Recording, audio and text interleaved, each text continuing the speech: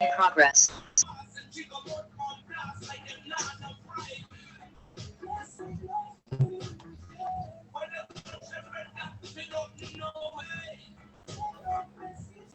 As people are zooming in, please remember to mute yourself, please, so we don't hear your background information or background noise. Somebody's got some music going on.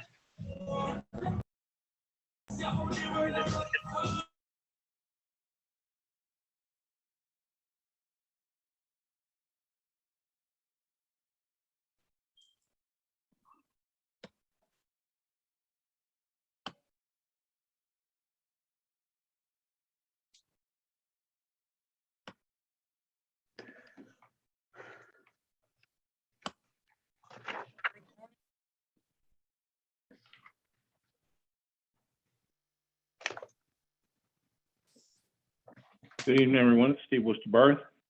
Hey, Steve. Hey.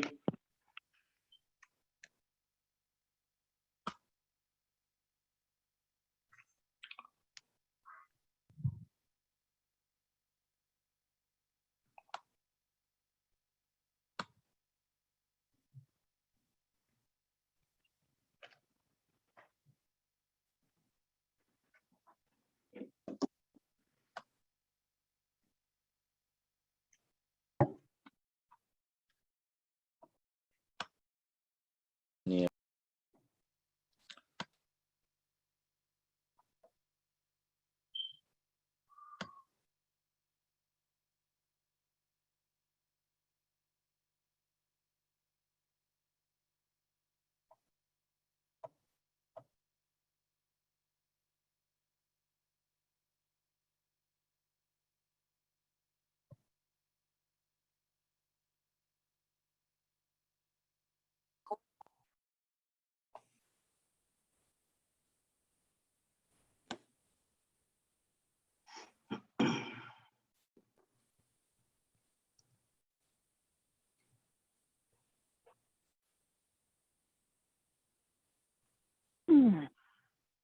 Okay, remember as you're zooming in to mute yourself, please, if you are not a township board member.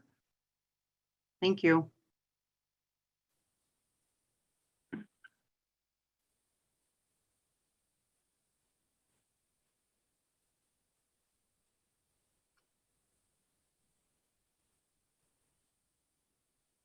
Is the American flag on there as a share screen?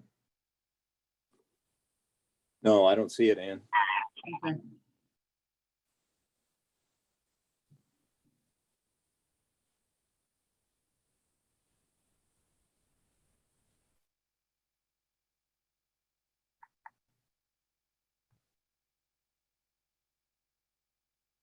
There you go. Thank you. Is that you, Bill? Yep, that's me. Hi, Ann. Hey.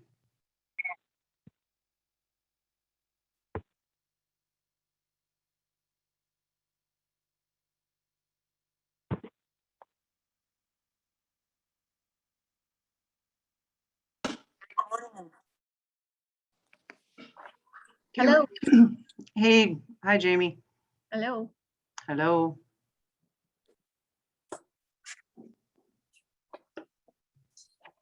I think we're still waiting for Tim.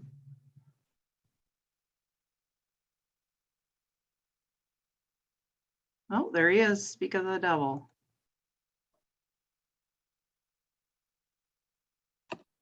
Uh,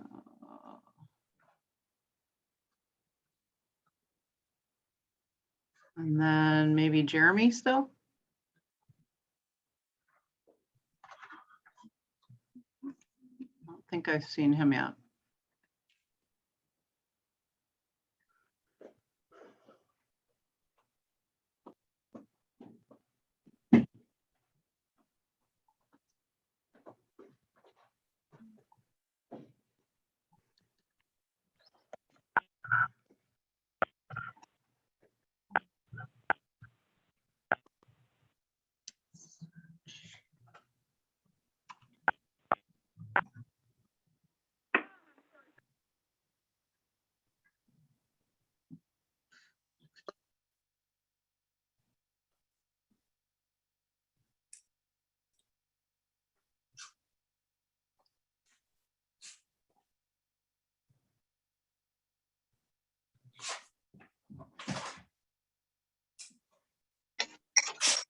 Hi, Ann. Hey, Tim, how are you? I'm well. How are you? Not bad. There's Jeremy. Good.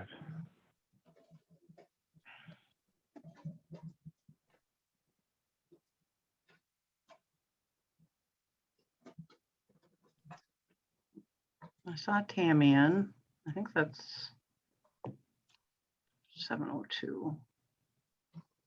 Hey, Jeremy, are you there? Hey, hey, hey. Hey, hey, hey. I am here. Come on, I need some background. Oh, I'm getting to it. I'm getting to it. I picked the new one just for you. Okay. Are thank you ready? Are you ready? I need it. I need to smile. Here we go. Ah. Oh, that was Ooh, nice. very nice. You're right. Correct for you. Yeah. Good job. Good job. Good job. Okay. I think everybody's here then, right?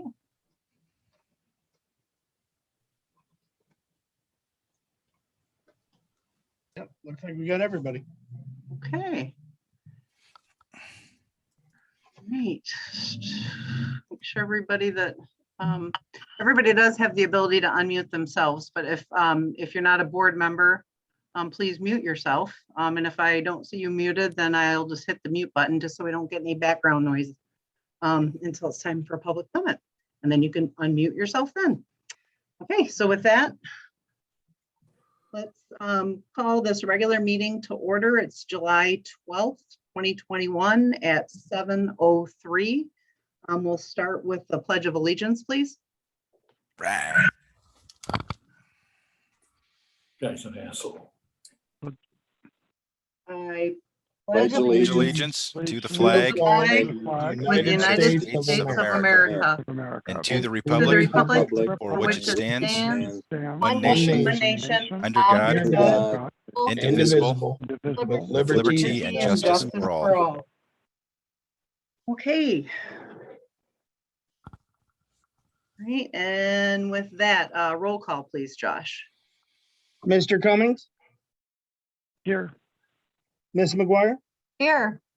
Mr. Spencer, Present. Mr. Palmer, here, Mr. Sutton here, Mr. Wusterbarth, Present. Miss Richards, Here. Switch to the agenda. Everybody see the agenda now? yes. Okay, sorry, I have an echo in the building. I'm not sure why. Let's make sure. Okay, with that, I know that we have at least one agenda addition that was emailed.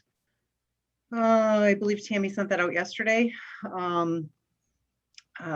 have the Paul Bunyan Furtaw Field request from the chamber. I'd like to place that under other as number 3 as the chamber request. Yeah, and I would like to may have one addition, if I might. The information is in the packet. It's for approving the RCL construction contract for the sewer project. That's on page 12 of the packet. Uh-huh. If we can add that to the agenda so we can, as number 4 under other, so we can approve that contract. Right.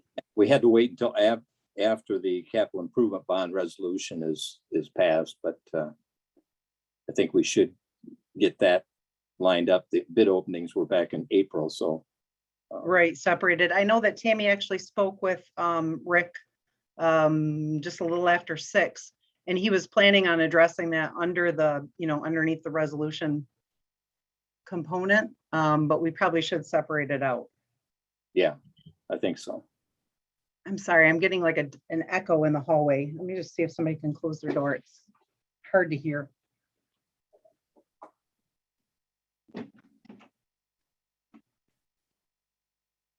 Why it's echoing then? Sorry, I don't know why it's echoing. Everybody's closed, so it shouldn't be doing that. Okay, so we'll add that under number 4, RCL contract award.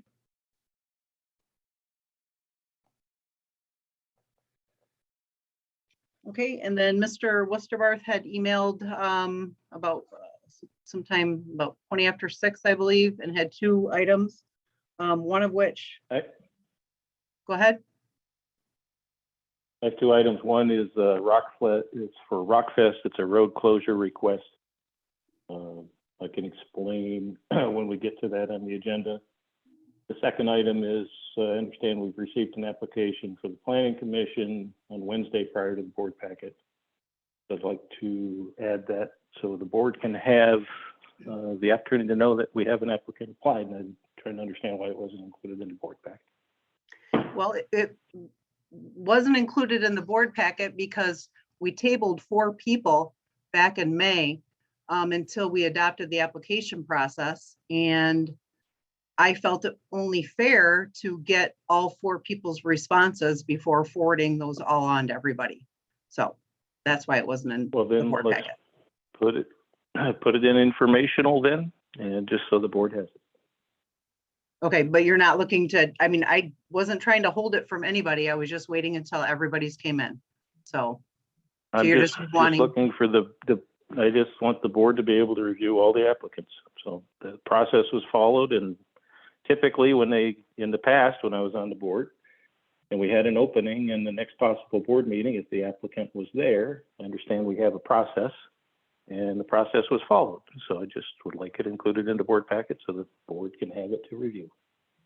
And we can deliberate as necessary. okay, so you want it placed under informational then, number 4. We'll put it under informational if you need some more time.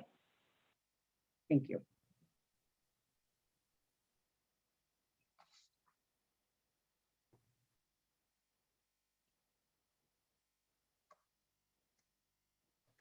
Okay, so with that, we have number 3, chamber request under other, number 4, RCL contract award, number 5, Rockfest road closure, Yes. and under informational, number 4, application for planning commission. Okay, with that, is there a motion to accept the agenda with changes? I'll second.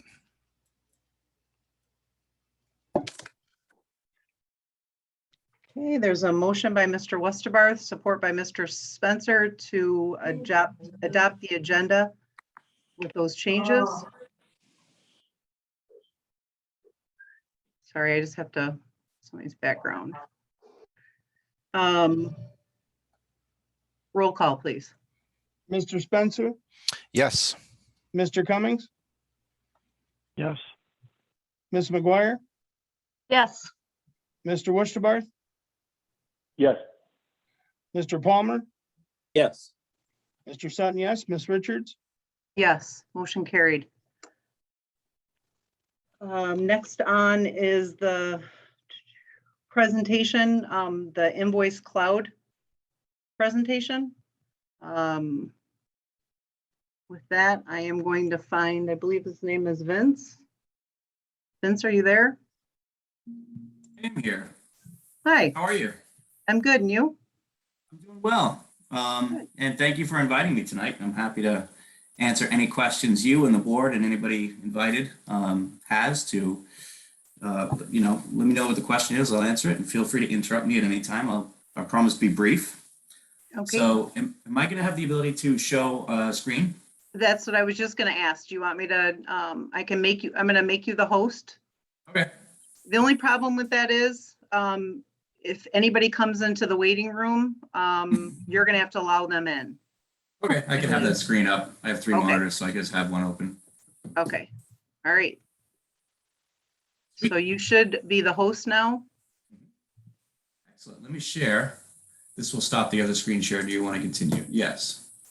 So can you see this gentleman with the blue background? Yes. Alrighty. Let me get that participant screen up here so I can monitor that. Cool. Sorry about that. Oh, no worries. I do it all day. It's totally fine. Okay, all right. So it's been a pleasure working with Jamie and the team. And let me begin with a a brief overview. Kelly Brown, admitted. A brief overview of, who we are, where we came from, and why we stand out in the marketplace. And then we'll talk about the specific problems facing Oscoda and how we can solve them. And then we'll take a look at the technology. Got some cool things for you. My CEO actually had the idea for the company back in 2009. He was paying his American Express bill online from home, and the experience was just so much better than when he tried to pay his water bill through the town website. So what he did was build something where he would be able to give your residents that Fortune 100 experience from Amex. And you really can have the same systems there that a lot of big cities like Boston and Atlanta and Indianapolis and Las Vegas are using.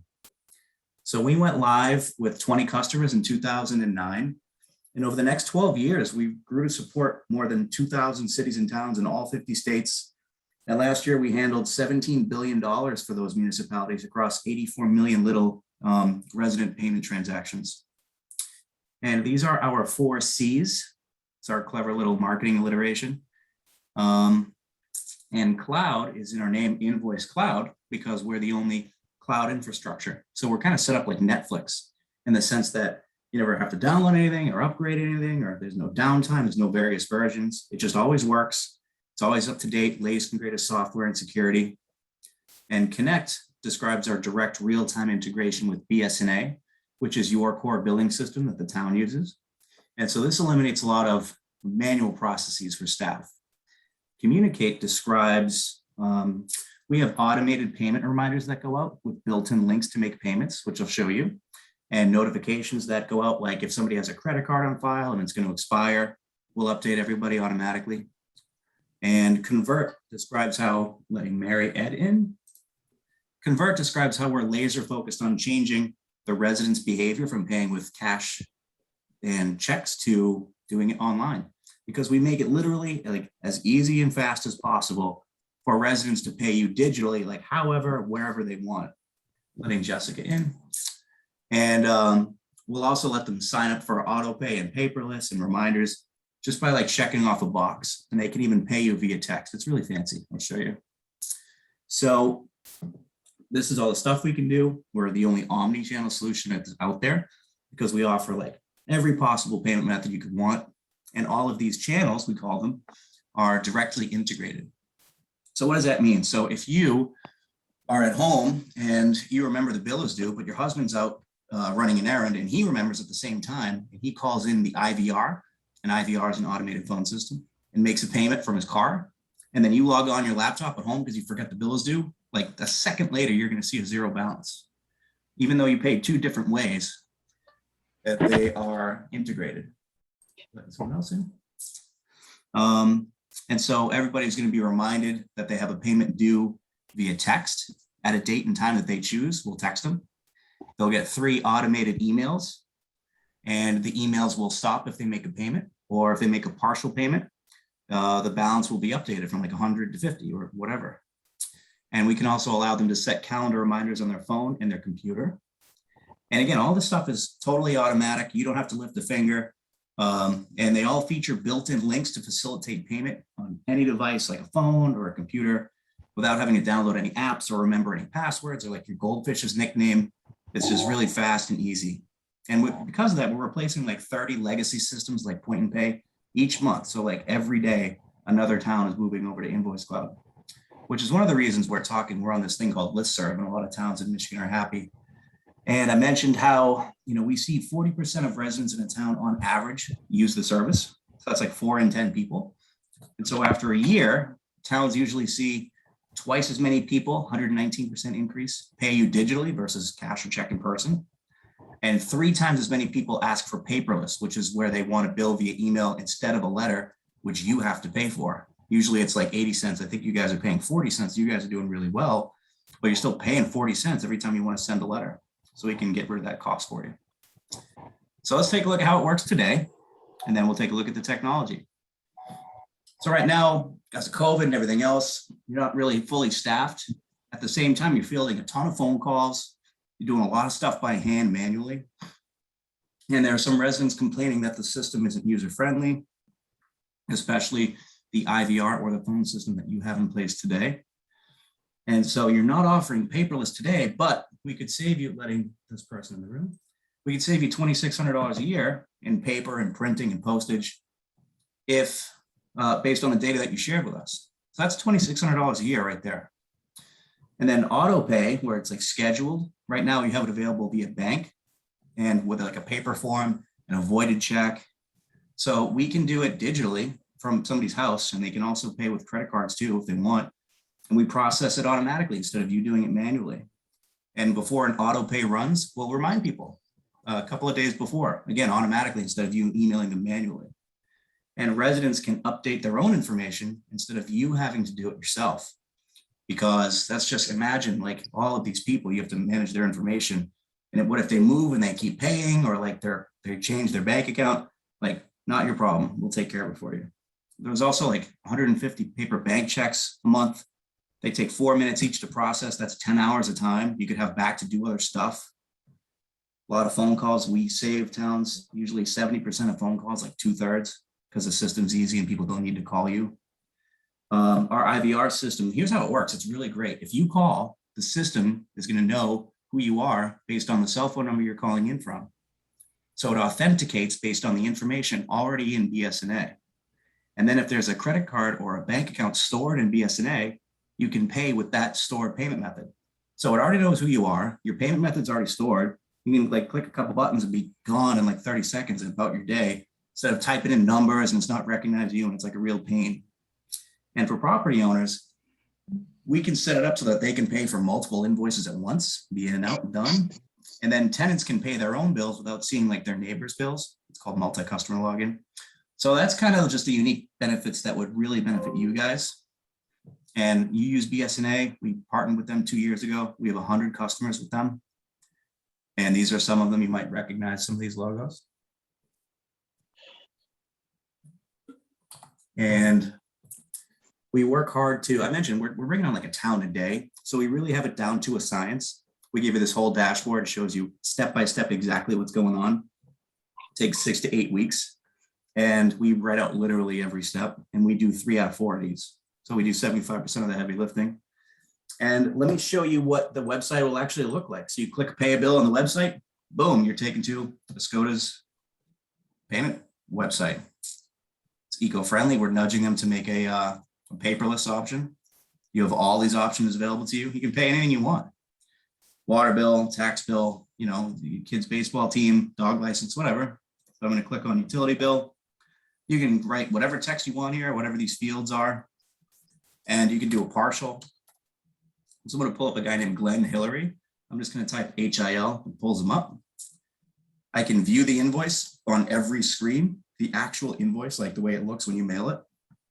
I can see my last 24 months of bill. So I get not only this invoice, but like all of them for the last 2 years.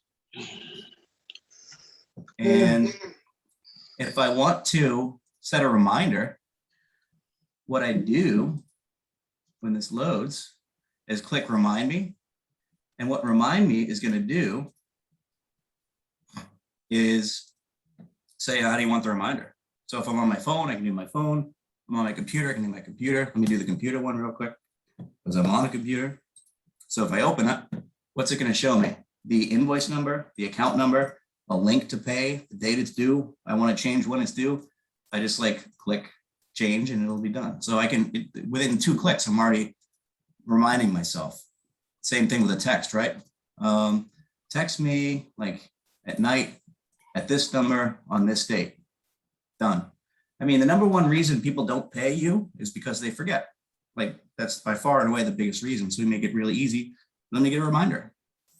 And this is just like Amazon, right? So I can add this to my cart. This is again without a password. No issues. I can just go and do it really fast. I can view the invoice on every screen. I can even go add other invoices too, which is something that we built that nobody else has, which would be really great for you. And I can register this if I want, but I don't have to. All right, so I've added it to my cart. Now we're going to decide how to pay for it. I can pay with Venmo and like Apple Pay and all the mobile ones. They'll only show up if you're on a phone. I'm not on a phone, so they're not here. But like with a bank or a credit card, you can have a partial payment, you can have a minimum payment, you can get rid of these and just have the full. Let's just do $1 just for the heck of it. It automatically pulls in your information because it's tied into your billing system. And with a bank account number, we partnered with a third-party company called Certegy, CERTEGY, and it makes sure that the account and routing number you type in is ACH-able. So they can't type in something wrong by accident. And you see how if I type 4, it turns green, or 3, American Express lights up, or 2, MasterCard? It knows what I'm trying to type in. So if I hit 4, I can't type in an extra digit. And if I leave one off, it's like, hey, buddy, you didn't finish typing it in. So it's mistake proof is essentially what I'm saying. It knows the card, the number of digits, and it's going to ask for the email address because once you sign up, once you go through this process, you're going to get an email receipt. It's going to look like it's going to come from you. It's nice. But then you're automatically enrolled for the email reminders for the next month, or the next billing cycle if it's quarterly or semi-annual. So you get 3 emails automatically, not one that'll get buried in spam.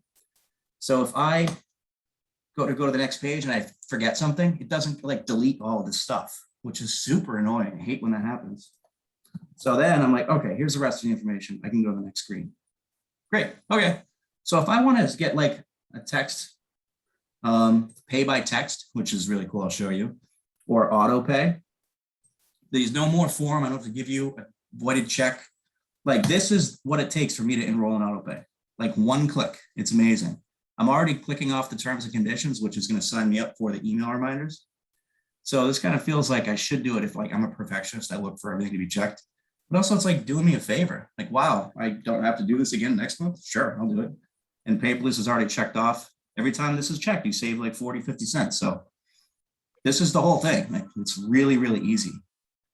And what's great is sometimes like Eversource will send out email reminders, but if you click pay the bill, there's a login wall.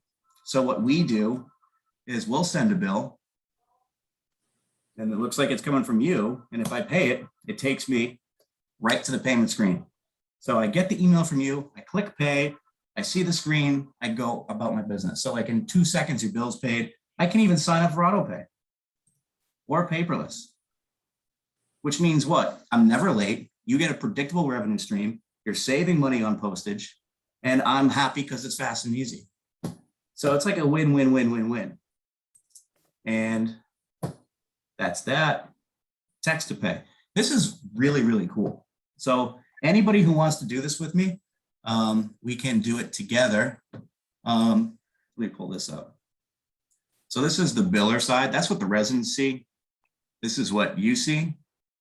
You can customize this however you want. That's not the important stuff.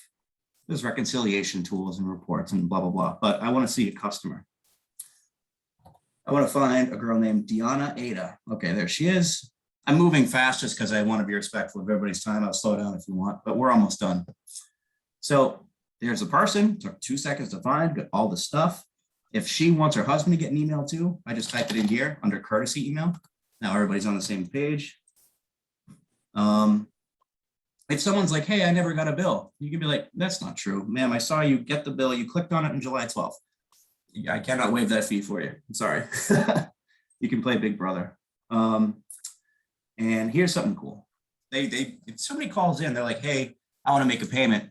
You're like, all right, Mr. and Mrs. So-and-so, like I can email you a bill right now and they'll get this.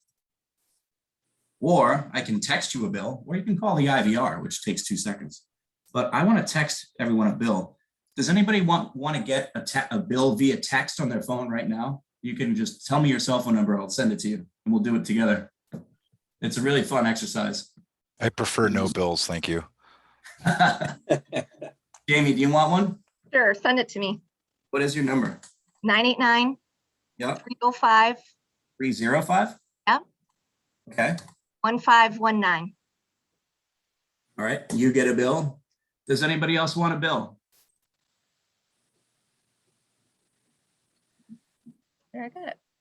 Any of the board members, just so that they know what the technology is? Just send one to me if you want. And All right, Ann, what's your number? 989 Yep. 254 2159. All right. Let me know if you get that. Got it.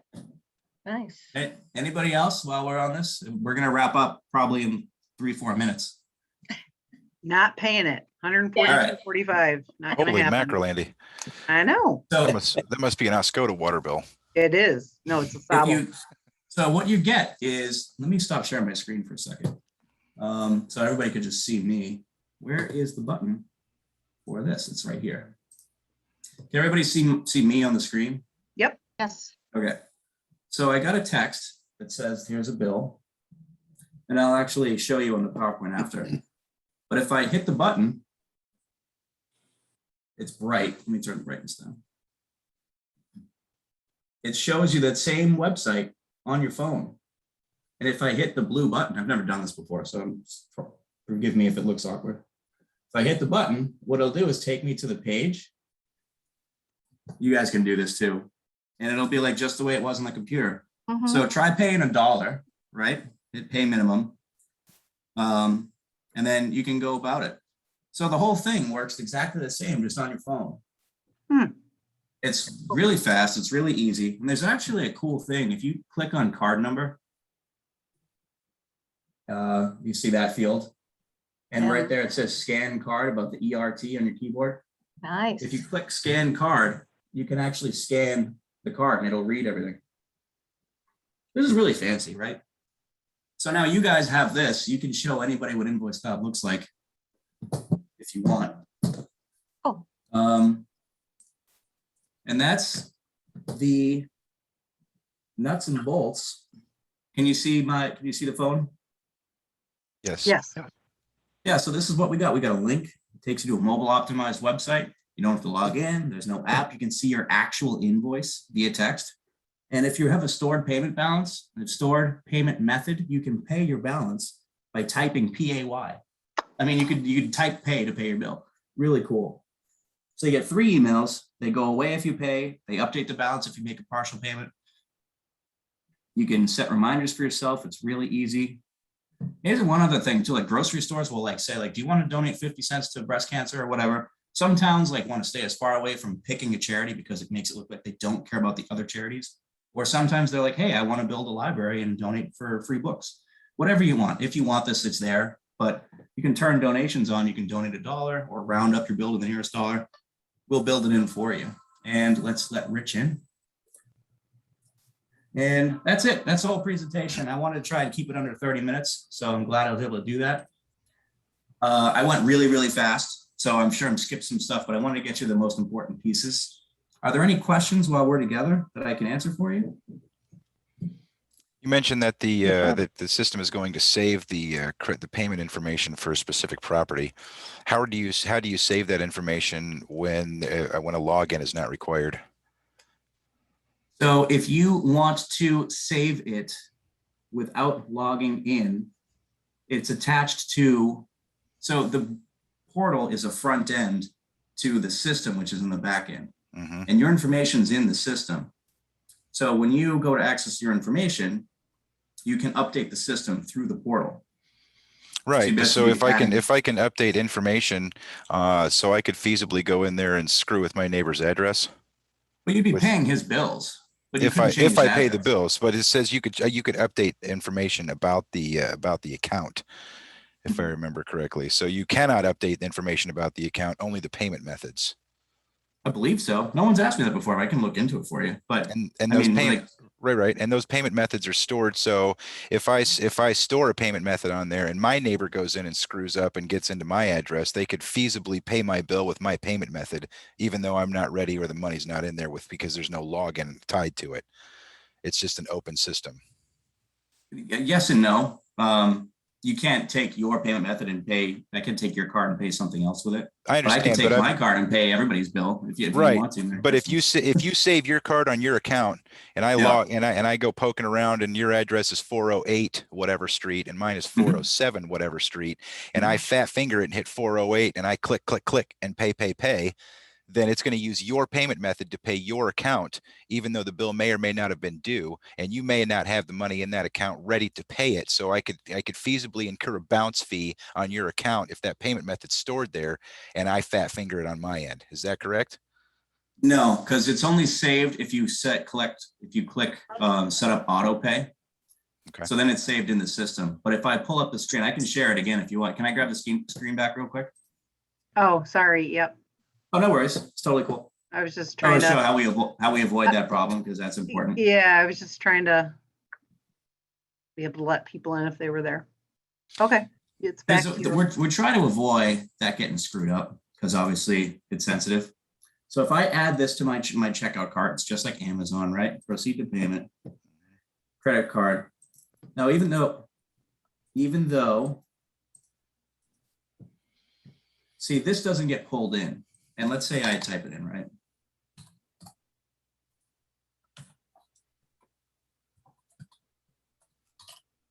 I know it's sketchy to go into a digital system and being worried about security. We give you all the PCI compliance and we actually take on that burden from you so you don't have to worry about it. Now it's X'd out here. If I go back to the previous screen, it's X'd out. So like if I'm at Starbucks, nobody can like run up to my computer and get my card number. But like even if you have it stored, you have to type it in when you go to make a payment. The only time you Oh, wouldn't wow. have to is if you call into That the defeats the IVR. purpose, doesn't it? If you have to type it in again. Well, it pulls in. Well, if it's typed in, you should be signed up for auto pay. So you wouldn't even have to log into the system again. Fair enough. But yeah, okay, that's- so it pulls in all let's say all this let's stuff. say that's absolutely the case. So the bill comes out on the 15th. My due date is the 20th. I Mhm. put my money into that account to make sure that bill, because I've got it set for auto pay on the 19th, but you Mhm. fat finger it on the 17th, and the money's not in there yet. Even though I'm signed up for auto pay and the account has stored my credit card information, if I click pay now, is it going to try to pay now, or is it going to say, you're signed up for auto pay, wait till your auto pay day? No, it would pay now, and then the auto pay would not run. But the auto pay would send out a reminder email in advance saying, "Hey, you have a bill due." Right. So, and $100 is going to come out on Thursday. so if that did happen, and so the system has saved your card information, and you've got it Mhm. signed up for auto pay, the bill comes out on the 15th, it's due on the 20th. You're ready to Mhm. put your money in there. You get paid on the 19th, and you're going to go put money in that account. And I Mhm. fat finger it, and I click auto, and I click pay now on your address with your prepaid method. It's gonna ding your card, and that money's not in there yet, and it's going to. You're talking about your own account, not your neighbor's. No, I'm right? talking about the two different accounts. So I fat finger it, I log into your account accidentally, or I access your account for payment accidentally, and I click the button. Now your payment information is stored in there, and you've got it set for auto pay 3 days from now, and you're going to put the money in 2 days from now, and I'm making it pay it right now. Would the Mhm. system process that payment even though I didn't log in as you, and I made a mistake on who I was typing in there? Would it process the payment and ding your card? No, because if you go onto any account, you can't add. It won't pull the card number, so you can add your own card to pay your neighbor's bill. That could get you into trouble. Okay, But so there's if like 10 I- opportunities to see that it's somebody else's account. So the only time the card is ever used in an auto save method is if the customer types it in there and sets it for auto pay only. And then in which case, if you want to go in and pay it early and just and do it before the auto pay, you have to type the Mhm. card number in there again. Right. Okay. Because otherwise, anybody would be able to get your card number. Well, I'm not To your worried point. about seeing it. I'm not worried about them seeing it. I'm worried about them authorizing a payment on that card before the money's in the account. Mhm. So So the only other way you could make someone spend money on their account if you call into the automated phone system with their phone. So if you stole their cell phone, then you could text pay and pay the bill, or you could be authenticated in a BSNA and paid with their stored information. But someone has to steal your cell phone in order to pay your bills with your money. or so you it's kind or spoof caller ID. I don't know about that. Maybe. I What do. we did was we Yes. went out and I mean, we actually you've went out gotten a spam call, haven't you, from a phone number in Texas? You don't know anybody Yeah, in it's really Texas. annoying. You ever tried calling one of those numbers back and it just goes Nope. to disconnected? Yeah. Yes, it does. Yeah. So you talked quickly and I got what you said, but I want to make sure everyone else on the call. We is never get with what us. Jeremy says. It's okay. Well, I just want to make sure Okay. when you go in, you have to type in your card number. So the only way you Right. could make a mistake is if you pay somebody else's bill, but it says 10 times, this is Greg's bill, this is Greg's bill. So if you're Right. married and you go to pay Greg's bill, it's like, shame on you. You saw 10 times who it was. Does that make sense? Yes. Oh, I understand. I just wanted to make sure that there wasn't some kind of little, since there's no login, since I'm not required to create an account with this iCloud payment method, and so that I can store my payment methods in my account and authenticate with it, with credentials, I just wanted to make sure that there wasn't going to be an instance where somebody gets dinged because they had the water bill was $100. They had $50 in their account. They were planning on putting the rest of the money in a couple of days later, and somebody figured out that they could make the payment early. They don't care about what credit card number's on there. It's saved on the account. They just want to make that payment. They just make the payment early and the money's not in there yet. And then of course we all know how wonderful the banks are with late fees and whatnot and bounce fees. So Mhm. I just wanted to make sure that that wasn't going to be a possibility. I'm sure that it would be, albeit a small possibility. If it is a possibility, it'll obviously come back to bite us. And I was just wanted to make sure that that wasn't going to happen. Now, in the event that somebody does try to pay a bill with $50 and the bill is $100, you're going to get what's called an ACH reject. And so when that happens, both the payer and the biller, you and he or she are going to get an email immediately saying, she's going to get an email with a link saying, hey, you tried to pay, it didn't work. Here's a new link. Try to pay again, please. You're going to get, Jamie's going to get an email that says, here's what didn't get paid, who didn't pay, what the error code is. So she doesn't have to, she just knows immediately what the issue was. She doesn't have to go hunting. So everybody gets alerted immediately. Is there a bounce fee for a bounce date? So they're going to get the email that, oh, we bounced your payment that you didn't make, and there's going to be an additional fee now, plus what the bank nails you for overdraft fees. That's $10 that we charge you. And if what a lot of towns and cities do is they'll bill $35 and just make the pocket $25. So I don't know what you want to do. I would recommend that, but it's totally up to you. But yeah, we'll ask you for $10 if a resident makes a mistake. Right on. And this platform can be utilized to pay anything that any citizen owes the township, period. Water bill, tax bill, whatever bill. I forgot to mow the lawn bill, my fines, whatever. Yeah, there's different ways to set it up. We'd ask you if we could do it all up front just because it's easier while we're already in there doing it. Just do it once. But yeah. All right. What other customization options do we have? I was just having a discussion with some folks in the water department. And there's literally like a page I can show you. It has like hundreds of different buttons and switches. You can change the color, what the text is, what the fields do, what the fields say, if they're mandatory, how many of them there are. That's almost that's aesthetic customization. I was looking more for back end things where with more notifiers, things that the administrative staff can utilize to kind of cut down on paperwork and time involved in following up on late water bills, etc. We give you 29 event-driven templated emails that go out for various reasons without you even having to lift a finger. Like if somebody has a stored credit card and it's going to expire, we'll let them know ahead of time. Hey, your card's going to expire. Trying to avoid friction points, just make it easy and fun for everybody. For sure. But we can create new emails and you can edit the templates that are existing and have them go out for different reasons. And we have an integration team that works with every municipality and tax authority and utility provider to do, like they all have weird idiosyncrasies that we will rise to the occasion for if we can. So, and you can also take the system and point it outwards. It's called outbound campaigns. So if you update your COVID hours, if there's a boil water notice or if there's evacuation, tornado, I'm making stuff up, you can send out, this is a separate paid service, but outbound campaigns, you can text people or you can email people, or you can use you can record a message and use the automated phone system to call out. So what's nice is you can just take a bunch of street addresses and put them in Excel and upload them as a list and save that list as bottom left quadrant of town. And if that's the way the pipes are set up, and then just hit those people with a message ad hoc. Or if there's a school closed because of snow, if it's open with COVID, right? But you can use the system outwardly too, which is unique. Right. And to that end, we could probably also have it send emails to be read by an API for late bills and shut off ticket notices and stuff like that. Have you guys had anyone integrate anything like that before?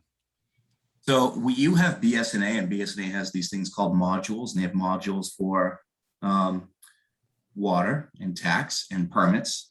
And the other stuff that they don't have a module for, instead of it being a real-time integration, we'll do a batch integration. So once a day, we'll send the information back and forth. And through the batch way, we can do all the different stuff you want. If there's no module in BSNA, we can't integrate. Now there is, like for parking tickets, sometimes there are systems like OmniPark or whatever the system. We have 130 integrations that we have, but we're not integrated with every other system on planet Earth. So there's a lot that we but ancillary services like airport fees, and there's a million little systems that we could integrate with that we don't. We do the big ones because that's most of the volume. When you say you don't, do you mean you won't, or that you will, but you just don't on a regular basis? Both. Sometimes they're just so small, so few people use them that where it's so rare that we would do an airport fee that we're not going to hire people and invest hundreds of thousands of dollars to build this thing that's going to be used by one town sometimes, or the system might not want to work with us, which is rare but happens. But and a lot of the times we're in the process of building it. We build 25 APIs a year, so Okay. well, not APIs, integrations, but these are big head. Like we have 650 employees, and a lot of them are software engineers that make like a lot more than me. They're very smart people with a lot of talented skill sets. I mean, to make a system like this, like we went out and bought an automated phone system company. We found the best one, we bought it, and then we integrated it with us, and then integrated it with 130 systems. So these people are really smart and work really hard, and we only give them high priority items. Right on. That's not to mention that if you have feedback for us, we won't do it, but it's going to be something of a lot of value to the company selfishly. Right on. Last question for me. I noticed the customization with the branded interface. I like that. You mentioned that there are reports available for Mhm. individual addresses. So let's say I want to go in and you're going to hold that information for 24 months, I believe you said. You can see 24 months of bills from the town to the resident as a resident.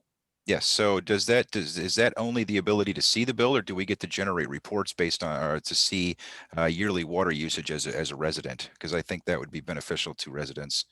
That would be cool. I don't think we can do it today. Not because of today? the time. No, I don't think we can do that. That would be cool. Somebody else asked me that in New York, and they wanted us to integrate with a certain thing. It's a New York version of that, but we haven't done it yet. Well, if you're integrating with BSNA, it shouldn't be too bad. I mean, you're pulling the bill. You can see what the bill is. There should be a field that says what the gallon usage is. I would think that it'd be pretty easy to toss out a report based on those numbers. But maybe that's something you guys will work in the future and let us know when it's available, because I'd like to see it for my house so I can come after my kids when the water usage goes through the roof. Yeah, I mean, what the thing is, like we, like I mentioned Venmo and Apple Pay and Google and Apple and PayPal, like all these like mobile things. There's money you can only spend that's on your phone on an app. So if you're on a computer, you can't pay with it. Meanwhile, 48% of people are paying from their phone. And we asked them a survey in February last year, what's the number one thing you would want to see from us, right? We just asked the billers, you guys, and the residents, the payers, tell us what feedback you want. And we do it all the time. It's how we understand holistically what all of our stakeholders, everybody who uses the system, wants. And resoundingly, everybody said we want to use like Venmo, PayPal, Google, Apple money on our phones. And we were like, well, that's cool. So we did a press release in May, and in June we launched Digital Wallet, which was like half the logos I just showed you on the website. So it went from idea to released product in the wild in like 4 or 5 months. We got so many responses. We were like, this is a good idea. So we built it. So that's an example of taking feedback and doing something with it. And that donations thing I showed you, New Orleans asked for that. We built it for them. They have 10 times as much money flowing to their charitable cause, because it's just in the checkout route, just like the auto pay and the paperless. So we'll build things from time to time. And we actually release one update every second Tuesday of every month.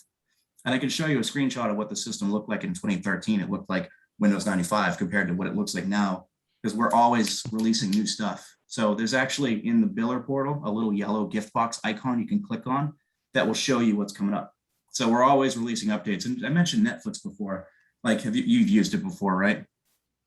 Indeed. So when you want a new season of a show, you don't go out and download it. It's just there and you click on it. Like, you didn't have to download it. So we're the same way. Overnight, we roll out a new thing. You don't have to take your system down and upgrade it locally. It's coming at you from the internet. So it's just given to you. It's great. It's really cool. So this is a SaaS model, basically. It is a SaaS model, and everybody else is hosted. So from a technical standpoint, we're like light years ahead of everybody because of those problems I mentioned. Cool. Yeah, and it's also very PCI compliant and everything. So it's just. I do have one more question. I lied. Have you looked at what we're paying now and what you're going to charge us? And can you tell us the difference? I don't know what you're paying now. There was a previous rep who now works somewhere else in the company. He was promoted and does customer service now. So I can tell you what the proposal says. Oh, I that, saw that. Yeah, I'm sure that the board read through that and we saw the percentages and all that fun Mhm. stuff based on the different transaction types. Yeah. I What was are your just What are wondering your if, thoughts on that, Jamie? On what it looks like before and after? What's the money look like? I think it's pretty comparable to what we were paying with Point and Pay. Some of the features, obviously the board's going to have to make a decision on whether we want to pass those fees on to the customers, the residents, or if there's some of them that we want to absorb based on the savings that Vince was outlining in some of the different. But otherwise, Yeah, it's so comparable. we charge $15 a month for a card reader, so we're giving you one for free. You have 150 bank checks. So if I'm sitting on my couch from home and I open my bank app and I hit Pay Oscoda the day before my bill is due, it's the 19th, it's due on the 20th. You know, little do I know, the bank is mailing you a paper check and you're not going to get it for 10 business days. So now it's late. I might have typed in the wrong account information. Now Jamie's going to figure out who the hell this check belongs to. She's tearing her hair out. She has to add a bill to the customer. He's pissed. She has to call him to let him. It's like so much work with just a paper check that should be digital. So what Online Bank Direct does, which will charge 25 cents a check, is we'll intercept the check before it's made physical and give you a digital payment file that says who paid what and when. We'll give you the money in 2 days and we'll update BSNA automatically. So that's 25 cents a check. It's a tremendous service. So at 150 checks a month, that's like $30. Or I'm making whatever 25 cents times 150 is. So that's one cost. If there's a reject, that's $10. We ask, the only recurring dollar amount we ask for is $100 a month to use the service. Any integration, deployment, and training is free. We waived all the fees for like help desk support, and there's marketing we'll do for you. 80% of what our marketing team does is special projects for towns. Like there's flyers we'll help you with that will let people know it exists. So paperless billing, we'll ask for 20 cents every time per billing cycle per resident that signs up for paperless, because we did the math. It costs 35 cents to take a postcard, print it, put a postage stamp on it and send it to the resident per month at 3,500 people per month. So instead of 35 cents to do it physically, we'll ask for 20 cents and we'll do it digitally. And so you're saving 15 cents, and it's not a new line item because we already approved a budget. So we're actually reducing that budget and reallocating some of it to us instead of the post office. So it is a 20 cent cost, but it's actually a 15 cent savings. The credit cards, the $1.95 minimum at 3.5%. An e-check or ACH is $2.95. And if someone calls the IVR to make a payment, it's a 95-cent service. It's 95 cents if they make a payment and it's charged to the resident. And that's it. There's also this thing, auto pay, instead of $2.95, it's just 95 cents. So we reduced the price there. And that's it. It's pretty easy. Does that all make sense? I mean, it's in the packet for you. yeah, it looks good to me. The only other side question that's not to do with the service is, has the attorney reviewed the contract to ensure that it applies or that it doesn't violate any of our ordinances, statutes, policies, etc. And as soon as Yep. the attorney signs off on it, I'd be happy to move forward as long as Ms. McGuire is ready and wants it. We sent it over ahead of time. It's 4 pages, like 95% of the 2,000 plus clients that we have executed as is. I want to make sure you do your due diligence though. Did your attorney have a chance to take a peek at that? I don't know. That would be a question for Tammy if it got passed on to him, but if not, we can address that later on the agenda when we talk about the topic. Okay, well, as a point of order, I would like to suggest to the board that if, pending your approval, that you do have a vote for this tonight, pending the, 0 red lines from your attorney. So that way, if we get that back, then we can create the paperwork for you and submit it for signature rather than wait a whole month. Just because Jamie wants to be up and running by September, October, prior to the next, the winter tax. So we give ourselves like 90 days worst case scenario to implement. So we want to kind of start sooner than later. So if we could do it this month, it'd be cool. But can you guys do that? Vote without the approval of the vote pending the approval from the attorney? Yeah, we can whatever. put a contingency on it. But we do actually meet twice a month as well, Vince, not once a Okay. month. So. Because we I do just meet- did this with the town of Monitor. I mean, this yeah. So they did that. They did an approval with a contingency, and then we followed up with the lawyer. But we do meet again July 26th.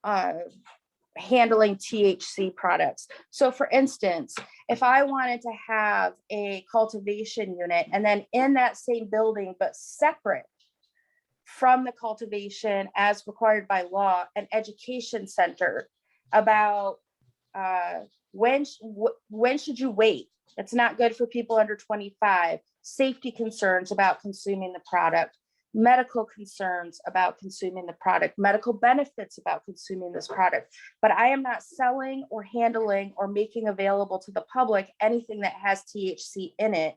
Would I then need to pay another $5,000 for a permit for that to be in the same building is my question. And I'm sorry if I'm not being very articulate. I'm a little bit nervous. Oh, that's okay. Do you have, you are limited to 4 minutes. I'm sorry, and you're getting down there. So did you have other comments? I just wanted to make a plea to the board to say that we've seen this industry be barred in certain ways. Like we've seen people who one fire chief will sign off, another fire chief who doesn't agree with the marijuana industry will come in and require one pipe to be moved for $10,000. And we've seen those sink businesses in Colorado. So I would just say that the marijuana industry, it's a lot like the alcohol industry. Should everybody be drinking alcohol all day, every day? No. Should everybody be smoking weed every day, all day? No. But we need to be friendly to the business because it is a business. Okay. All right. Thank you. The timer went off and it was really quiet. I'm sorry. But the That's timer fine, is up. thank you. Yeah. So thank you though. Mhm. Would anybody else like to have public comment for something that's on the agenda? You should be able to unmute yourself to speak. Sure, I'll speak. Okay, and you are? Art Miller, 8034 First Street, Oscoda. And it's regarding the invoice cloud presentation.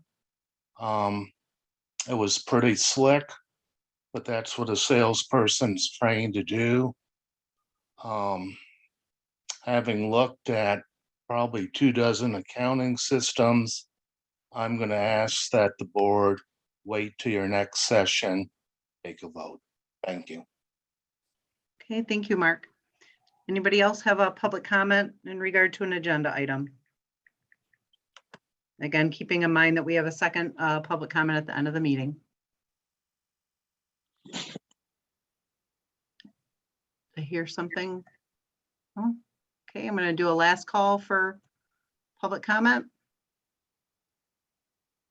Okay, hearing none. We are going to move on to consent agenda. The consent agenda this evening, we have work session meeting minutes from June 25th, 2021. Is there any comments on those? There was one of them that was approved that said the motion failed. Which one was that? Did you review the updated one I sent to you, Jeremy? No, On the work session or the regular board meeting minutes? it was the regular board meeting minutes of June 28th, 2021. Okay, well, right now we are addressing the June 25th work session meeting minutes. Any comments on those? No? Okay, then with the regular meeting minutes on June 28th, there were a couple corrections or a couple changes, and Josh emailed those out this afternoon. Was that one of them, Josh? Yes. And I have one, I guess, Josh, the Lake Street Development Property MOU, it should be listed as an LOI.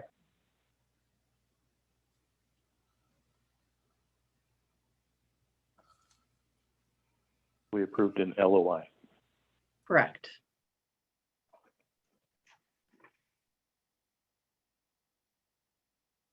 Okay, anything else? Yeah, and I wanted to point out a couple of things. First is on page 10 of the packet. It's page 5 of the minutes, at the very top. Just wanted to point out that we have resolution number 2021-20. And so therefore, our resolutions on our agenda tonight will have to be amended from 20 to 21 and 21 to 22. Okay, yeah, okay. I thought I signed something today that was a 20, so I wondered about that. Yeah, and the other point I wanted to make was in the minutes under board comment. I had made a comment last week about informing people that they'll have to use the area codes in all 10 numbers and phone calls starting in October, and they're advising the people start doing that early. It's listed in the minutes that it's for long distance. We already have to do that for long distance. This is for local calls. So what I was trying to get across to the residents here is if you live in Oscoda and you want to call the township hall, you will have to put in the area code, the 989, to make that call starting in October. We're just trying to give everybody a heads up, and they're advising people to start doing that sooner rather than later so that everybody's used to doing it. Okay, so that should really be, Bill, instead of for long distance, it should be for all calls. Is that what you're saying? For all, It should say- yeah, for all calls. That's Okay. correct. And you would be okay with that correction to switching for all calls instead of long distance? Yeah, that's fine. That's fine. Okay. All right. Any other comments on the meeting minutes? One other thing I would like to see changed on the minutes going forward is where you have all yays and then nays and then motion carried. If it was all yays, we don't need to have the nays in there. The word nays. That seemed confusing, I think. Okay, See what I'm saying? right. Yep, I think we can discuss that with Josh moving forward. See what his Yeah. thought is. Okay. All right. Okay. Any other comments then on the June 20, any other corrections, I should say, on the June 28th? Okay, hearing none. We'll go to the payment of bills. We have we have a prepaid run that should actually read July 6th. So it is in the, it's in the packet. It's just an error on the agenda itself, but it's July 6th and the amount is 33,597.38. Is there any questions on that run? Excuse me.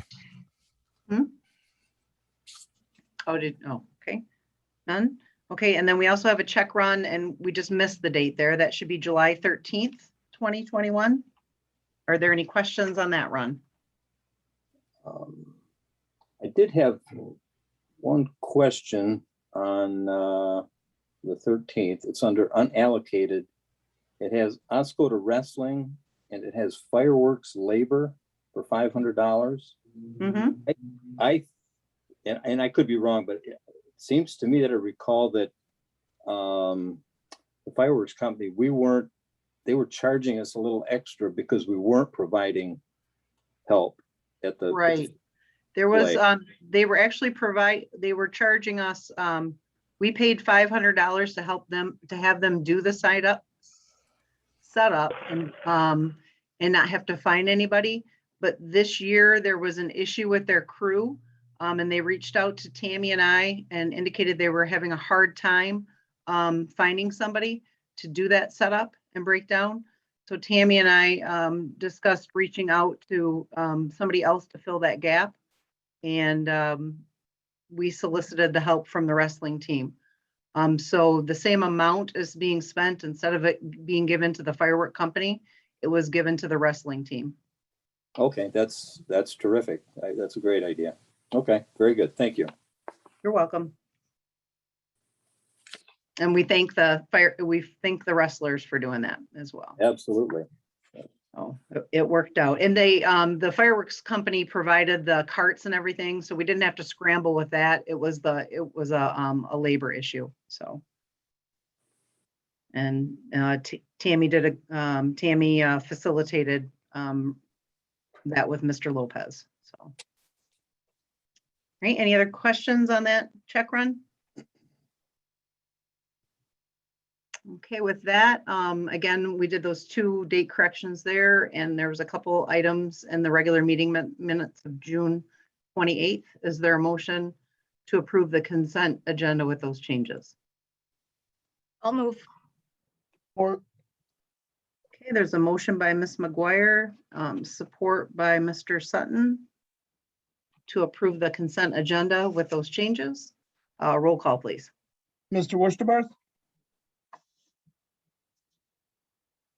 Yes. Ms. McGuire, Yes. Mr. Cummings, Yes. Mr. Sutton, yes, Mr. Spencer, Yes. Mr. Palmer, Yes. Ms. Richards, Yes. Motion carried. Okay, subcommittee reports. I just actually wanted, I'm sure everybody has read it in the paper, but I wanted to make the board aware that Gary Kellen, the airport manager, has announced his retirement. The airport authority is in the process, recruitment process to fill that position.